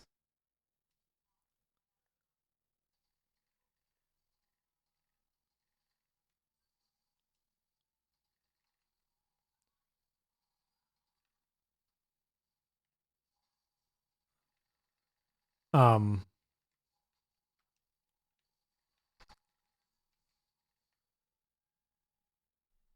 Speaking of wasting money, Acolyte is supposed to get a season 2. I wish I could burn money like Disney. Yeah, I was talking about that earlier with I think actually it was right before the stream, before my stream fucked up. Um, I think they already said they're canceling it, or at least there's rumors of that. I'll be honest, I didn't know Acolyte was supposed to be a multi-season thing. I thought the intention from the beginning was one season to give some kind of backstory that tied into the prequels. I didn't know they were planning on doing like a whole series out of it. But I mean, even if it doesn't matter, I mean, unless it's already being made, there's no fucking way that they would make it at this point. I mean, beyond the money they actually spend on it, the only thing it's doing is hurting their own brand. There's no incentive for them to make a season 2 for this piece of shit. Also, they also canceled Kerbal Space Program 2, and it's in early access. What's Kerbal Space Program? Is that a game? They need to make a Willow season 2. Well, shit, Willow. They made a Batgirl movie they're not releasing. Yeah, I remember that, and they were supposed to like essentially burn all the film or something, right? They destroy it all, so they couldn't take the tax write off and then make it later. Like that was part of like the way they did it. Yeah, I was gonna say Willow. They fucking pulled off their own servers because I guess it was worth more to just pull it off than let that shit stay up there because no one was watching it, which is hilarious.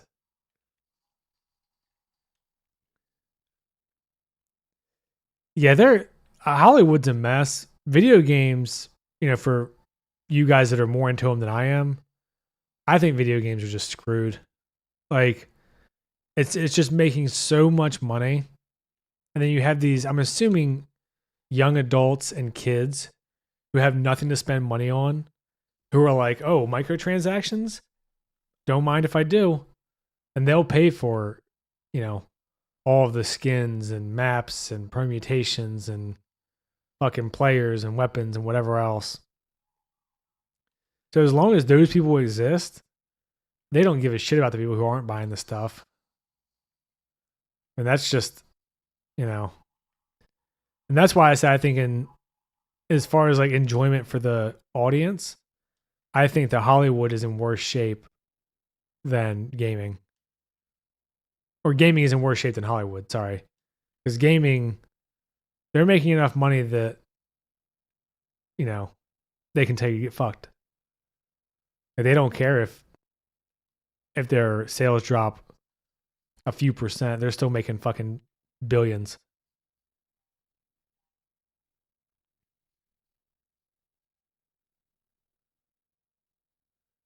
Video games that are big corporations are going to keep sucking, but the smaller, not AAA games, I'll keep buying those.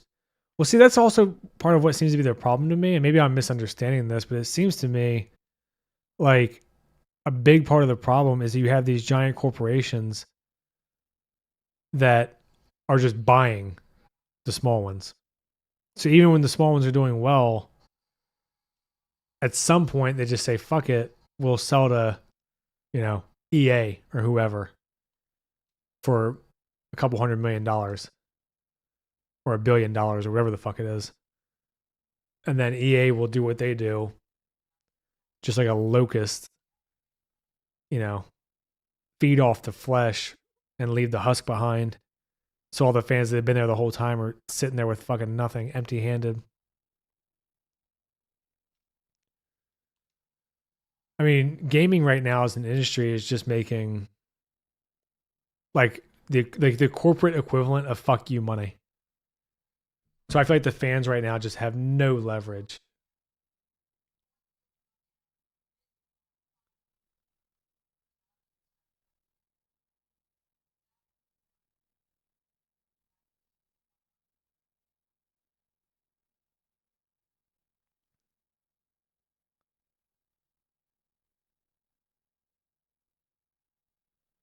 Sorry, I was answering Shamrock. It sounds like they're going to do a watch together of one of Organized Chaos videos later. I don't know if you guys know who Organized Chaos is. He's a fucking loser. So I'll probably move from this stream to that one at 3 is what she's saying. So depending on how fast I can beat this level, I might have like a little break in between. But I feel like this level goes on for fucking ever.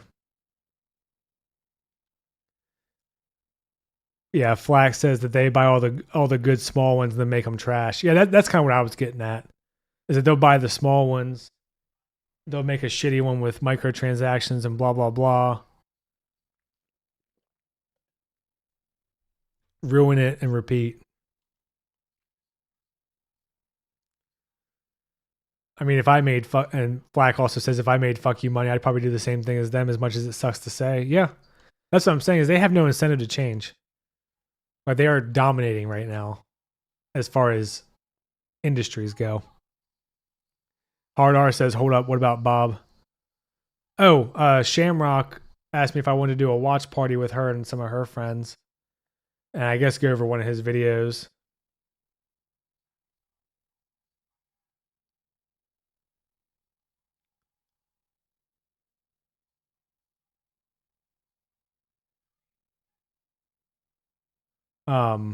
Shit. So Organized Chaos is I mean, I guess he's a media guy. He covers media. Link. Fucking hate that dude, yeah. So what he does is I've not seen his whole channel. I know he talks some about media, but a lot of what he does is bitch about people like Critical Drinker, EFAP, Mauler. You can see Mauler covered them on EFAP on one of his streams, where he essentially clicked through to try to see if Mauler said anything about the gay moms in Doctor Strange so that he could call him homophobic and not actually like acknowledge any of the criticisms in Mauler's video, which was a 6-hour long fucking video.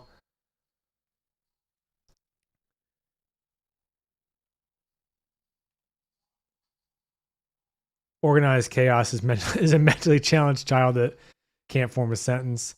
And I also watched him have a debate with Ripa, young Ripa, who's another YouTuber. He does all kinds of shit. He does political stuff. He does media stuff. He's making his own comics. I mean, if you know who I am, you probably already know who he is anyway, but I figured I'd just give a quick summary. In that debate, he was fucking embarrassing. He doesn't really make a point ever. His voice is fucking annoying. He just seems like an asshole, honestly. And kind of like one of those guys that is trying to get bigger by talking about bigger creators. That's how he comes across to me, from what I've seen. His responses are, "That's just wrong." What was hilarious? The debate with Ripa? Yeah, it was fucking embarrassing. And I'll be honest, I don't even remember the specifics of the debate at this point. I just remember being like, at some point, this dude should just stop.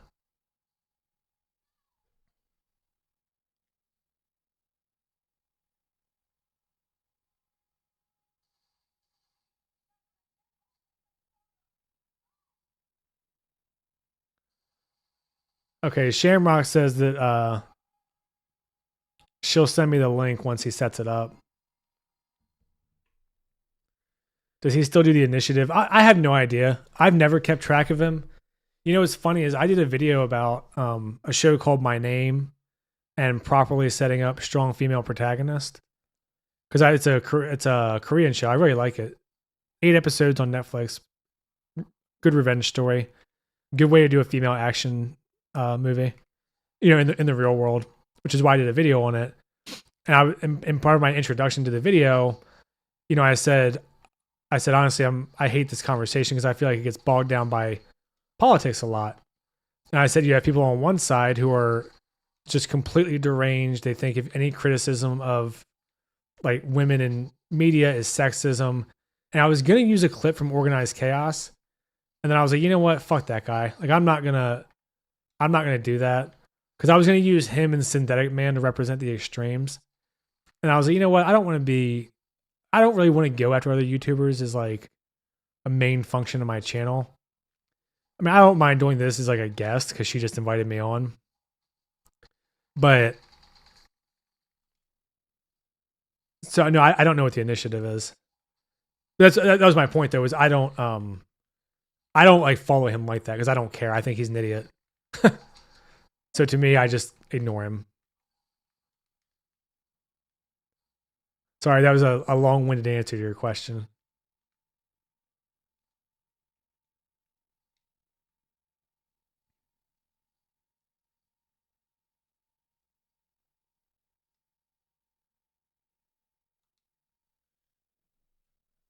I'm assuming the initiative is something he does, right?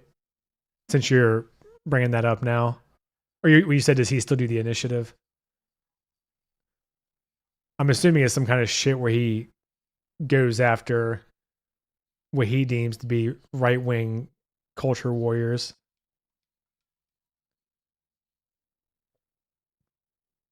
The initiative is like FNT, but unfuckable and unwatchable.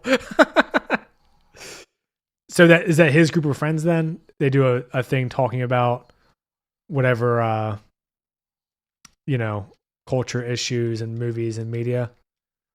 I mean, that's good for him. If he has his own podcast he's doing or whatever. I sure as hell wouldn't watch it.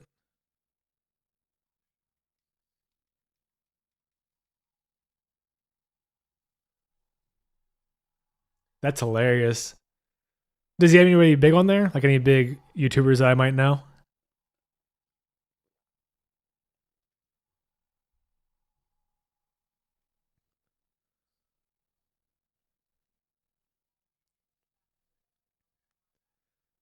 I ratio them in the comments. I mean, honestly, I wouldn't even I personally wouldn't mind doing some kind of group podcast or whatever. But I don't really know anybody who streams. And then there's also just the element of you want to do it with someone that you are comfortable with and get along with and who's going to be reliable. And with me being such a small channel, most people have lives and jobs, including myself. So I can do Sunday at noon because, it's a normal not work day for me. That's hilarious though. I didn't know he did that. I think his channel is a decent size. Let me look real quick while Arya's bitching about stuff.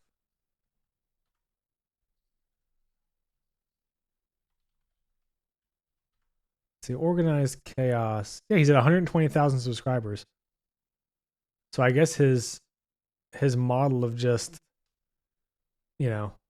chasing after bigger channels has worked to some degree. They cover everyone, assume the worst, immediately go to Istanphobes. They had a fallout with one of their guys, but kept the guy who called Ripa a chunky monkey. The chunky monkey thing I actually do remember. But you'll see me every now and then in the comments. That's funny. The chunky monkey thing I do remember. But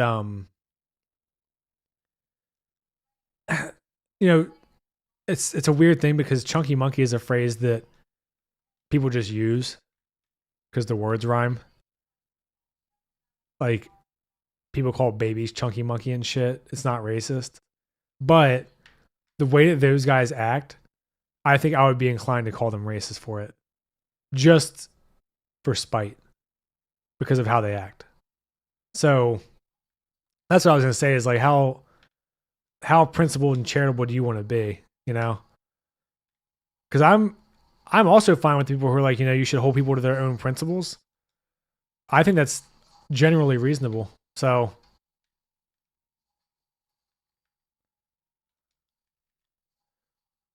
but they'll pull exactly, but they'll pull a homophobe card or a bigot card for saying I didn't like a movie. Yeah, that's what I was gonna say. Is those people I would never give the benefit of the fucking doubt to. The people who just like make their living off of just calling everyone pieces of shit all the time. Like to me, why should I honor my principles and not yours when you're being a fucking asshole? So, yeah, I think it's very fair to call them racist for that shit because they would do the same. So fuck them.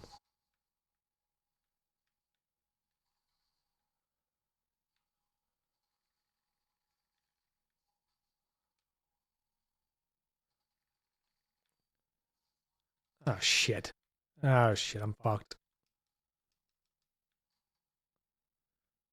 Oh shit, can't see.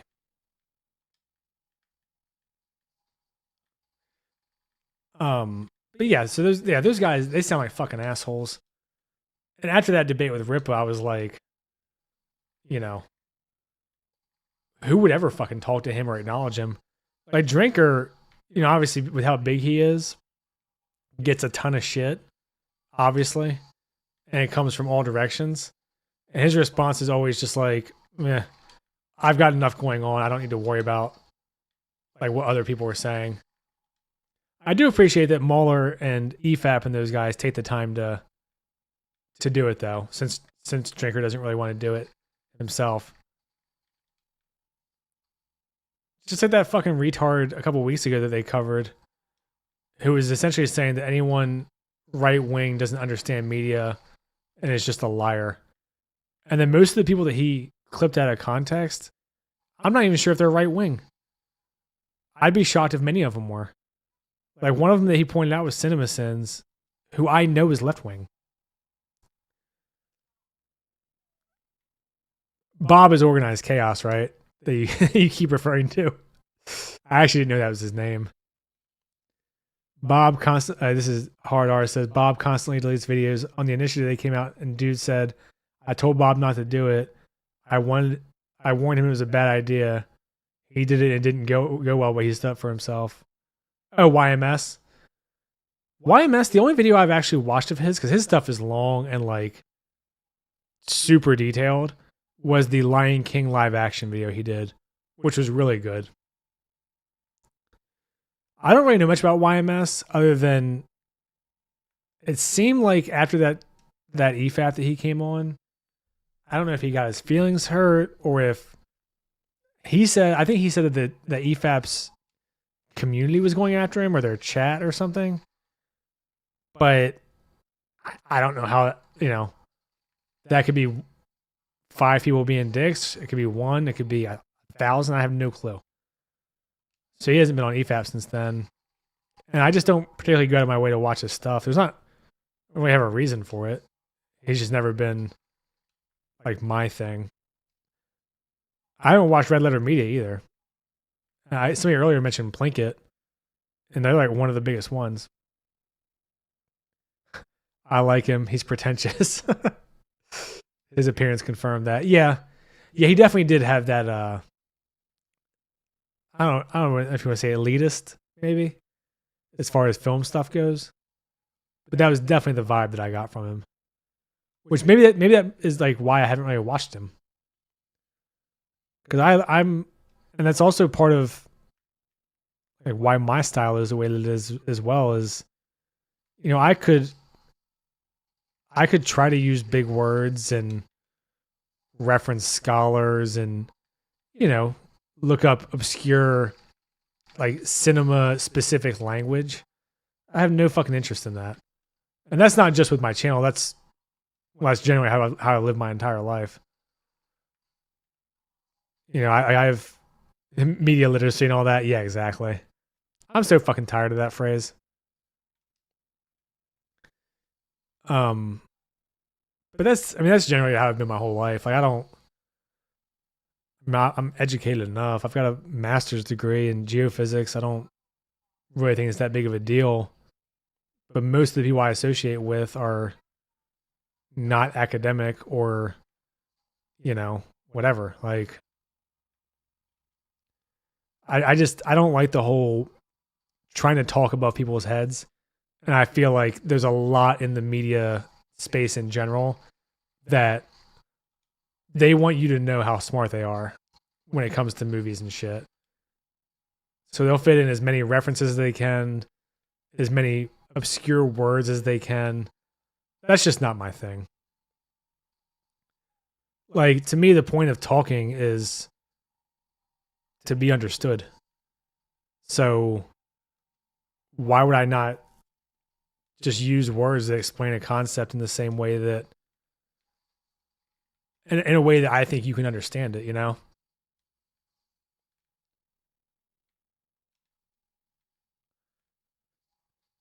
Because I've seen some of those guys that are a little bit more, in their film background and whatever, and they absolutely just throw out shit out there to like reinforce that, they're smart, they're the authority.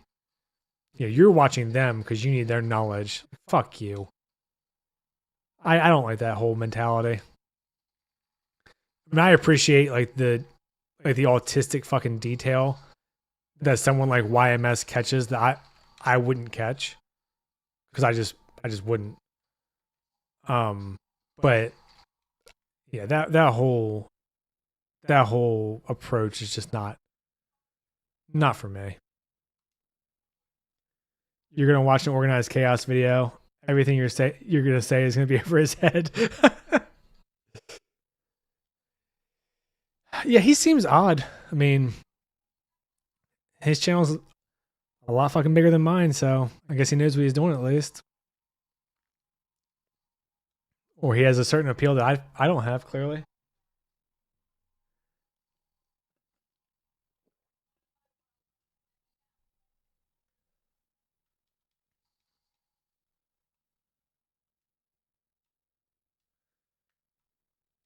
I'm gonna try to get this level done. It's 2:20. Yeah, I think I can get this level done before 3:00, so I can go. Because I really want to get this DLC knocked out today. Like I said, I can't stand this fucking DLC. It's so long. And then you're just with Arya the whole time, and she's fine, but not a fan of like the combat with her. Maybe if I switch guns, I probably should have done that back when I started this fucking level. What does Organized Chaos mostly talk about? I glanced at his channel before, and he was either covering other people or like random MCU shit from what I saw. I assume that's what he still does. I can't tell if he's one of those MCU Star Wars shill types.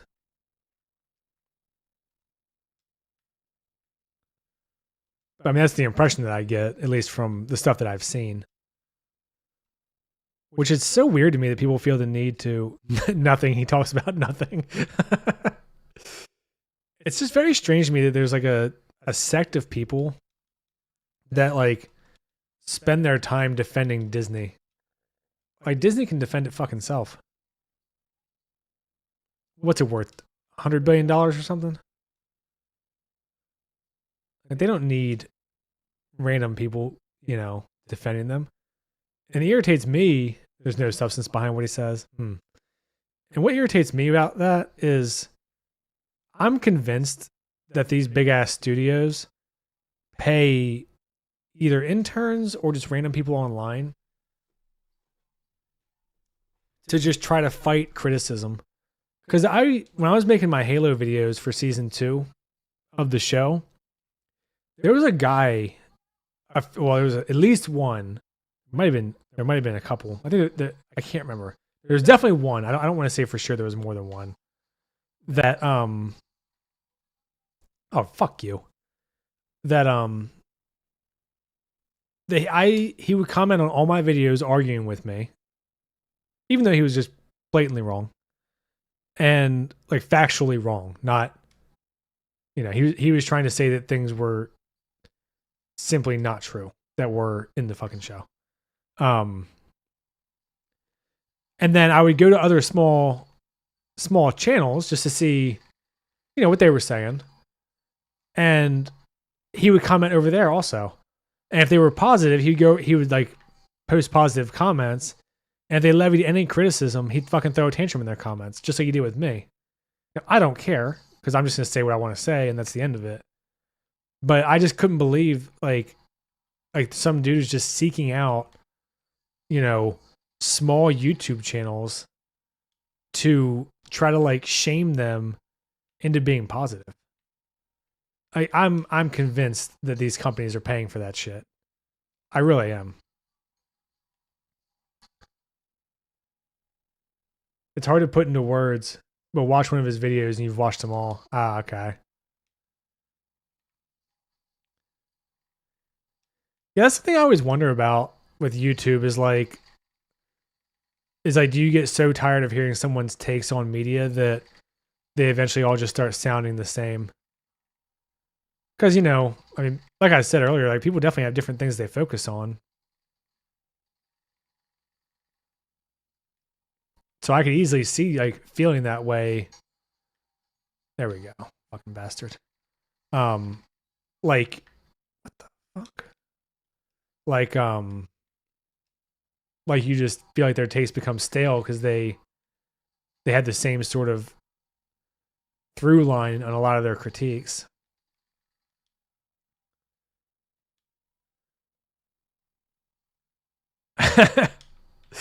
uh, oh shit. Hard R says that's racist. It was fine. I liked it. He did great. No value to his words, and he can't tell you why. If I said it was bad because of X, his response is no, it's fine. But X breaks continuity. No, it's fine. He knows his comics. I'll watch him for that. But I know his train of thought. Yeah, he definitely seems like one of those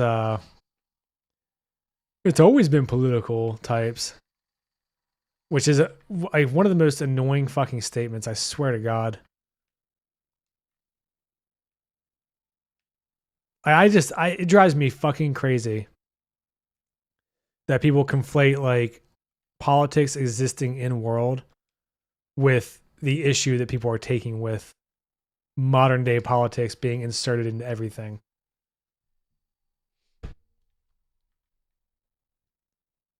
I know I've said this before, but having like a generally bad authoritarian government doesn't mean you're trying to replicate like 2024 America or India or England or whatever the fuck.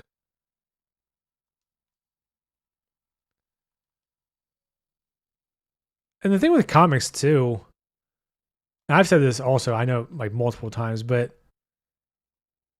I feel like there's a ton to know, but it almost seems like there's no, like they've almost done away with the concept of canon, like unintentionally at first and then intentionally is how it feels to me.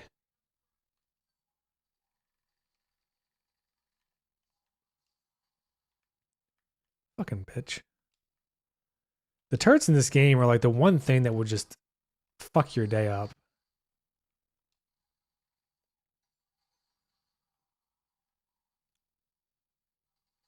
There we go. Um, I appreciate that there's people with a ton of comic book knowledge. It's just something that I just can't be bothered with. Like there's a point in I think in some media where there's just such an overwhelming amount of lore that you're just like, I don't care. Like I don't even care enough to get started because there's simply too much.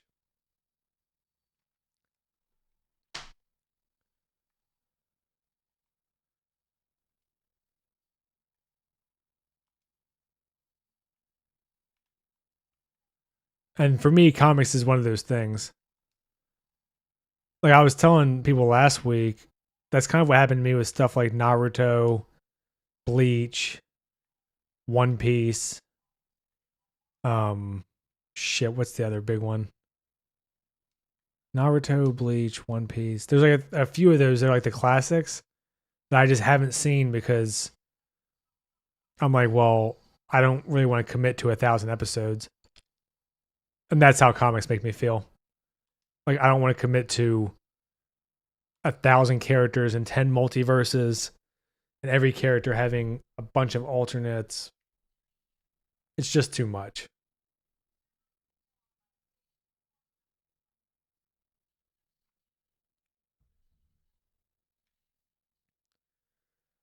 It looks like as long as I don't botch this final ball stream, the timing will actually line up all right, though.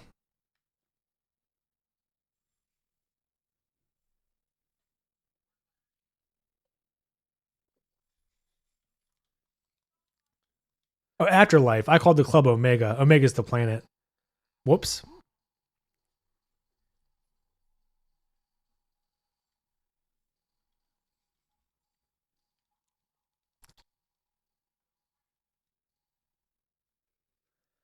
All right, I'm gonna run to the bathroom real quick while this cutscene's playing. I've been going for a couple hours now.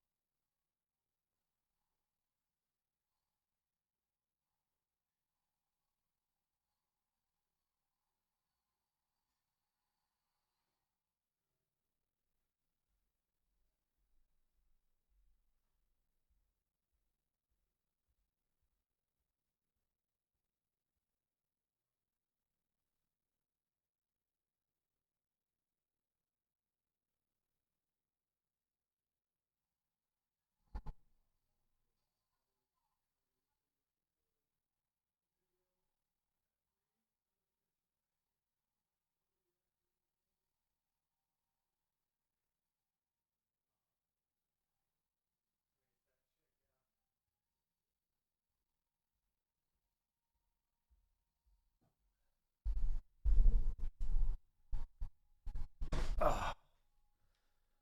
All right. Yeah, Nyrene's dead. Bummer. Um.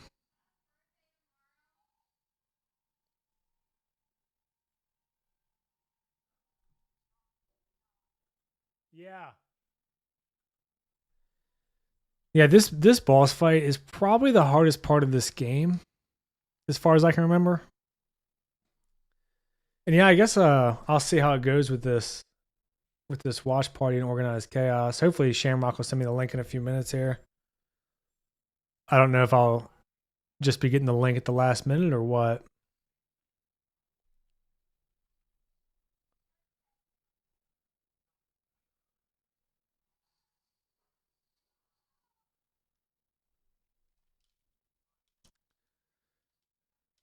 See, this is where like your class really matters is these hard ass fights. Because like an adept, you don't really have a quick way to kill anybody, and you're kind of weak. So like you are really exposed the whole time. I think. See like that. So it makes it like a big pain in the ass when you're trying to quickly go through.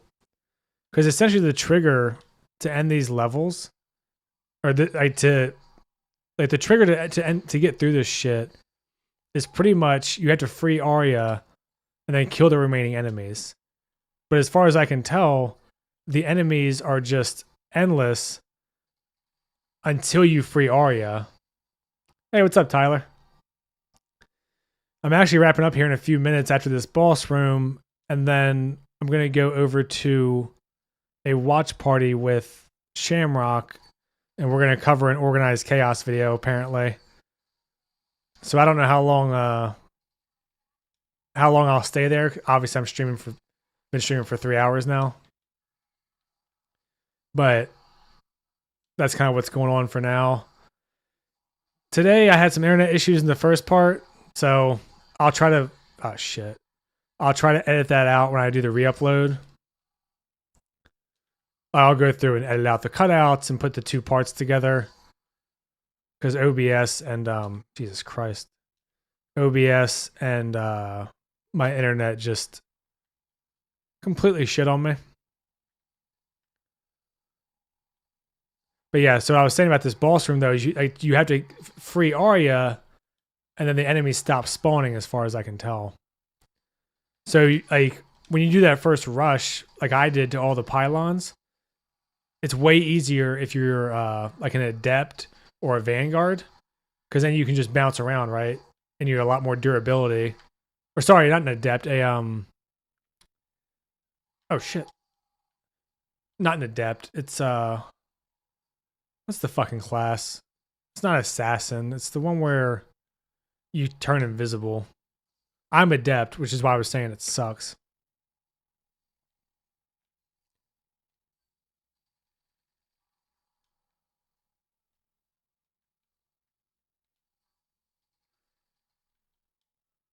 But like the classes where you can get around quickly or invisibly.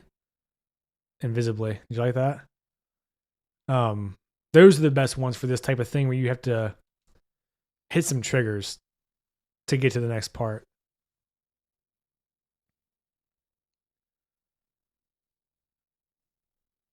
Oh.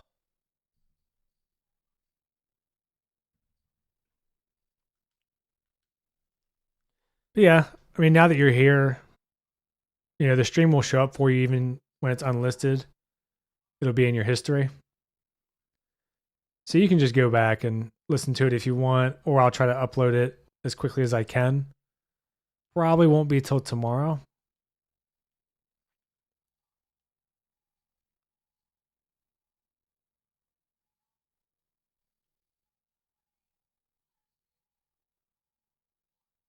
What have you been up to, Tyler? I don't know if you saw or not. I finished Avatar. I put that third video up yesterday. I was debating on if I wanted to do a full series review or not, but I don't know if it's really worth it or if I would just be kind of repeating myself from my other two videos and this one.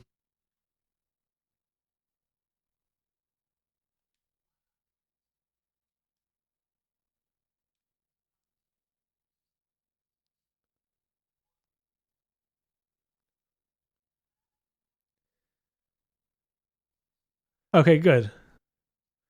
Yeah, I enjoyed it. It was a good recommendation. It was definitely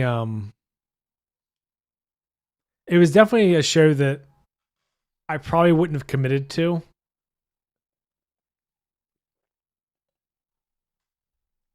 Some big contrivances, yeah.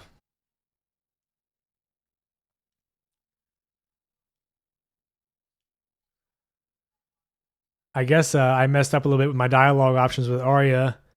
If you do enough Renegade, then she kisses you here at the end.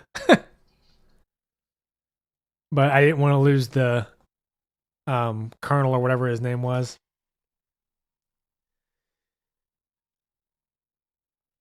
Yeah, there's big contrivances, and looking back on kind of the way that season 3 ended, I really wished they had used their time a little bit more efficiently so that they could have closed up all the plot threads at the end. Because they ended up not leaving themselves enough time after the climax to really wrap things up. You just get like a quick, oh, Aang and Katara are together now. Aang and Zuko are buddies and they're going to rebuild. The end. Like, I would have liked a little bit more resolution with all the characters. And that's one of those things that, you know, a lot of shows have that issue. And I get why, because you want your finale to be the climax, right? Like, you don't want to have the climax in the second to last episode and then one more episode to like wrap things up.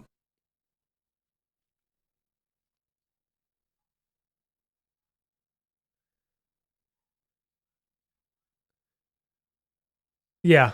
Yeah, exactly. Like when you look at how they use time for stuff like the play or that random little village, or how they really padded out some of the episodes with kind of just dicking around.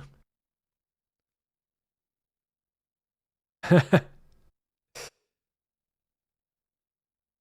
was very disappointed that Aang got saved by a pointy rock. That's what I was going to say. There was like when you look at all the time that they kind of fucked around, that it would have been nice if they had used that time for like, oh, in the history books, there's a time before bending. And, you know, you kind of set that up and really flesh it out a little bit. You know, you can to set up the turtle or the whatever the fuck I think you call it a lion turtle, whatever the fuck it was. Like you set that up, you know, you use your time to maybe expand on the relationship between Qatar and Aang a little bit instead of just like a random line here and there. They kind of try to do like a love triangle thing with Zuko and her, it felt like. Or they at least baited it, which I'm glad they didn't really go too hard on.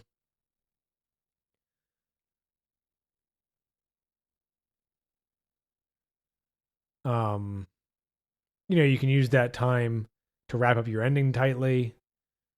You can use that time to maybe explore the other stuff like the blood bending and the revenge. I mean, it felt like there's a lot they could have put into that season, but because they wanted it to be lighthearted, they just didn't. You know, on one hand, I do get it because it's a kids show, but on the other, I think I said this in the video too. I would love to see like the exact same show, except make him like 15 and spread the timeline out over, you know, 5 years. So then you have like an actual adult show, you know, and then you can really get into things like him struggling with the decision to kill people, because you're not going to see that in you're not going to see that kind of thing in a Nickelodeon kids show, right? You're just not. Which, you know, fine, I get it, but at the same time, it's like it does take away from the story a little bit as an adult. And as much as I hate it when people say it's not made for you, that actually is a show that's not made for an adult man, right?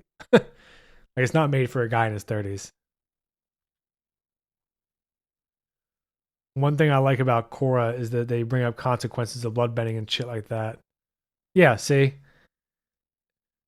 And I don't know how old Korra is, but she definitely looks to be an adult.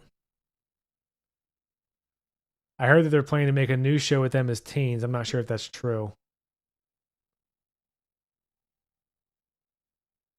Huh. That's interesting. Yeah, and see, like that's what I would be really interested in if they were like we're gonna do like an alternate Avatar timeline, and you can keep most of the same plot points, but then have him make different decisions or have some of the things not work out. Like early on when he's fucking around on I don't think it's the Kyoshi Island one where he wants to ride the fish and he's like kind of getting arrogant because all the little girls are hitting on him and Katara is jealous. Like that could easily be one where his arrogance ends up being a little bit too much and some people fucking die in an attack. Like that kind of thing you could have throughout and it'd be a much kind of grittier and more adult show. Okay, so Korra's mid to late teens, but it was rushed and very inconsistent. The show would be them as adults, I say. Yeah, I've heard pretty bad things about Korra. It seems like people enjoyed the first season, from what I can tell, but I don't know if that's like the common opinion or just what I've heard. I yeah, I don't know. I just heard genuinely bad things about it, and I watched the trailer on Netflix because it came up um after I finished Avatar, and I saw she was like maybe 3 years old and could already do all the different bendings. So I was like, oh, is this like one of those deals that kind of suffers from, you know, like the early symptoms of that type of mentality where we're going to use a girl now, and not only is she going to be the airbender, but she's even the better airbender, that type of thing.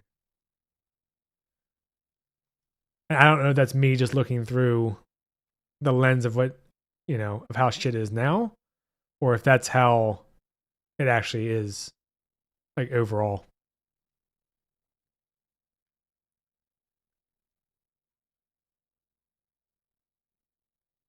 The first half of every season of Korra is very good, but then they take a hard right and get lazy with it every season, except three. Three is good through most of it. Interesting. Because I've mainly just heard people just shit all over it, honestly.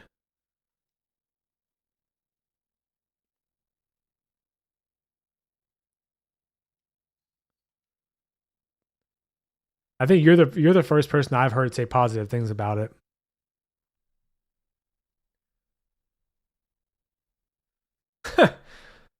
One thing I like is that she absolutely sucks at airbending. That's funny.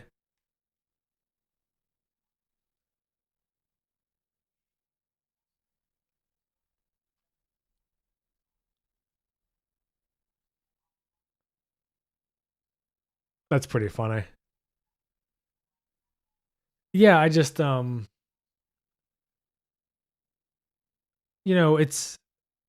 it's definitely a show that I can see why people like it so much. Like, who saw it when it came out? Like, if you're the right age for it, it's easy to see how that would be very nostalgic for you.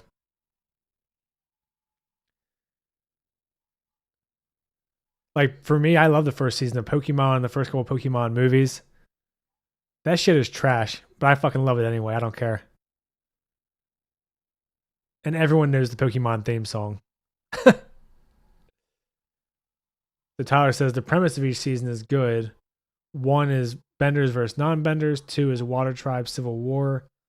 Three is an evil airbender, and then four is an Earth Kingdom dictator. Yeah, I mean, they all sound like good ideas.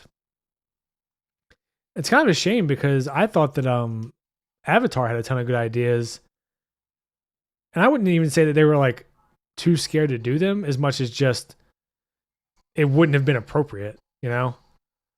Like, if Katara for her revenge thing had actually just fucking bloodbended that guy and lit his ass up, as much as I would have liked it and been like, damn, that's hardcore, it would have been wildly inappropriate for the show.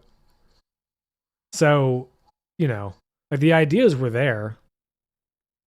I mean, even the prison, right? Like, that's one where you can see, I think it was called Boiling Point, the prison.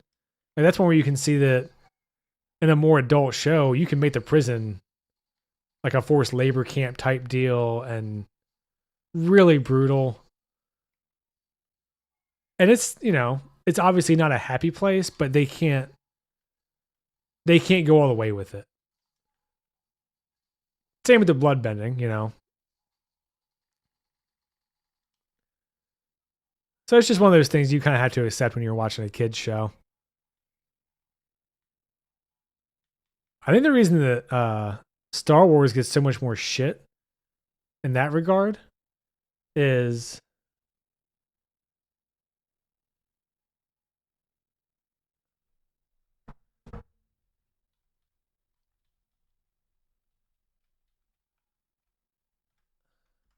okay. Is that Star Wars kind of wants the benefit of, like, oh, it's a show that everyone can watch, but it's mainly for kids, so you can't really criticize it. And also, these shows are canon, but don't worry about it. And it's like, okay, well, you can't have all that stuff. And I think with a kids show in Star Wars, you can really get away with being a little bit doofy. And there shouldn't be anything that you need to do in a kids show to break lore. Like kids shows can be very basic, very simple. You don't need to have some super heavy themes and messages. I get it though.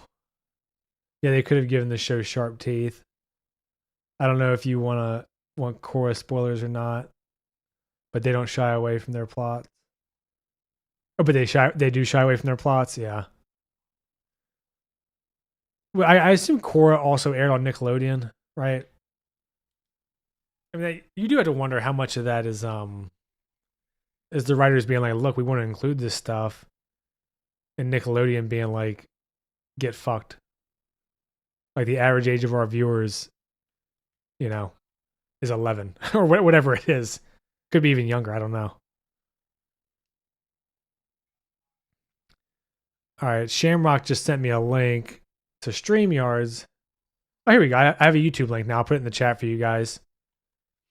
Let me finish up this part. I'll put the YouTube link in the chat. And she says we're starting in 15 minutes. Well, that was 2 minutes ago, so we're starting at 3.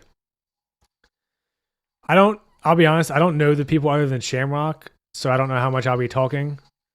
But, you know, if you guys like it sounds like it's going to be an EFAP style thing. So if you're into that sort of thing, that's what it sounds like it'll be. And if you were here, I think it was 2 Fridays ago, you heard me talk to Shamrock. I also uploaded that video when her and I talked. Korra got wrecked by Nickelodeon. The studio at one point just stopped advertising and then put them on app only. Wow. That's tough.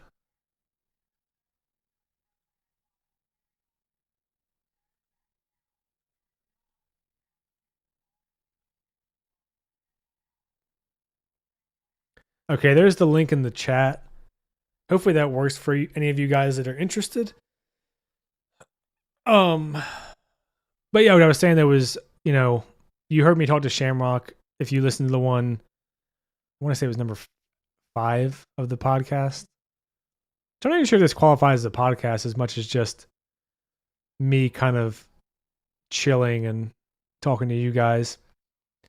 And then I kind of ramble about whatever I'm in the mood to ramble about.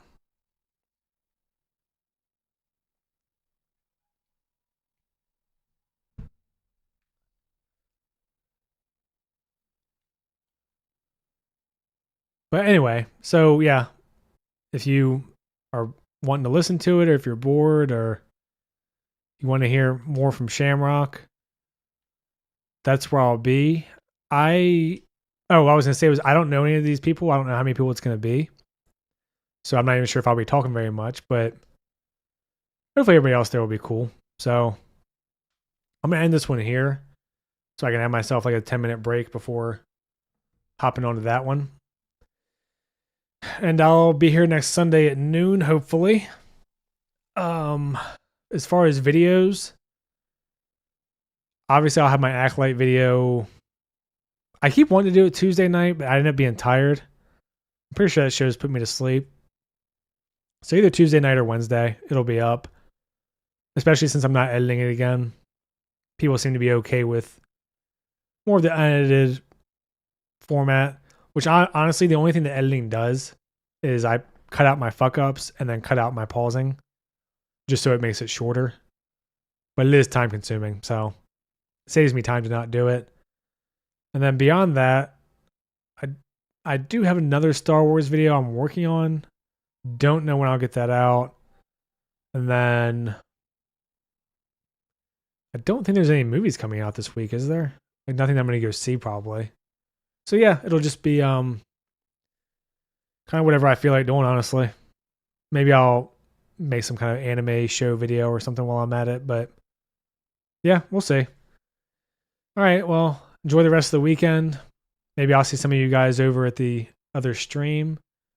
The guy's channel is Unbridled Mayo. So I see Hard R is already in the chat. All right. All right. Well, have a good weekend, guys. And I'll see you later.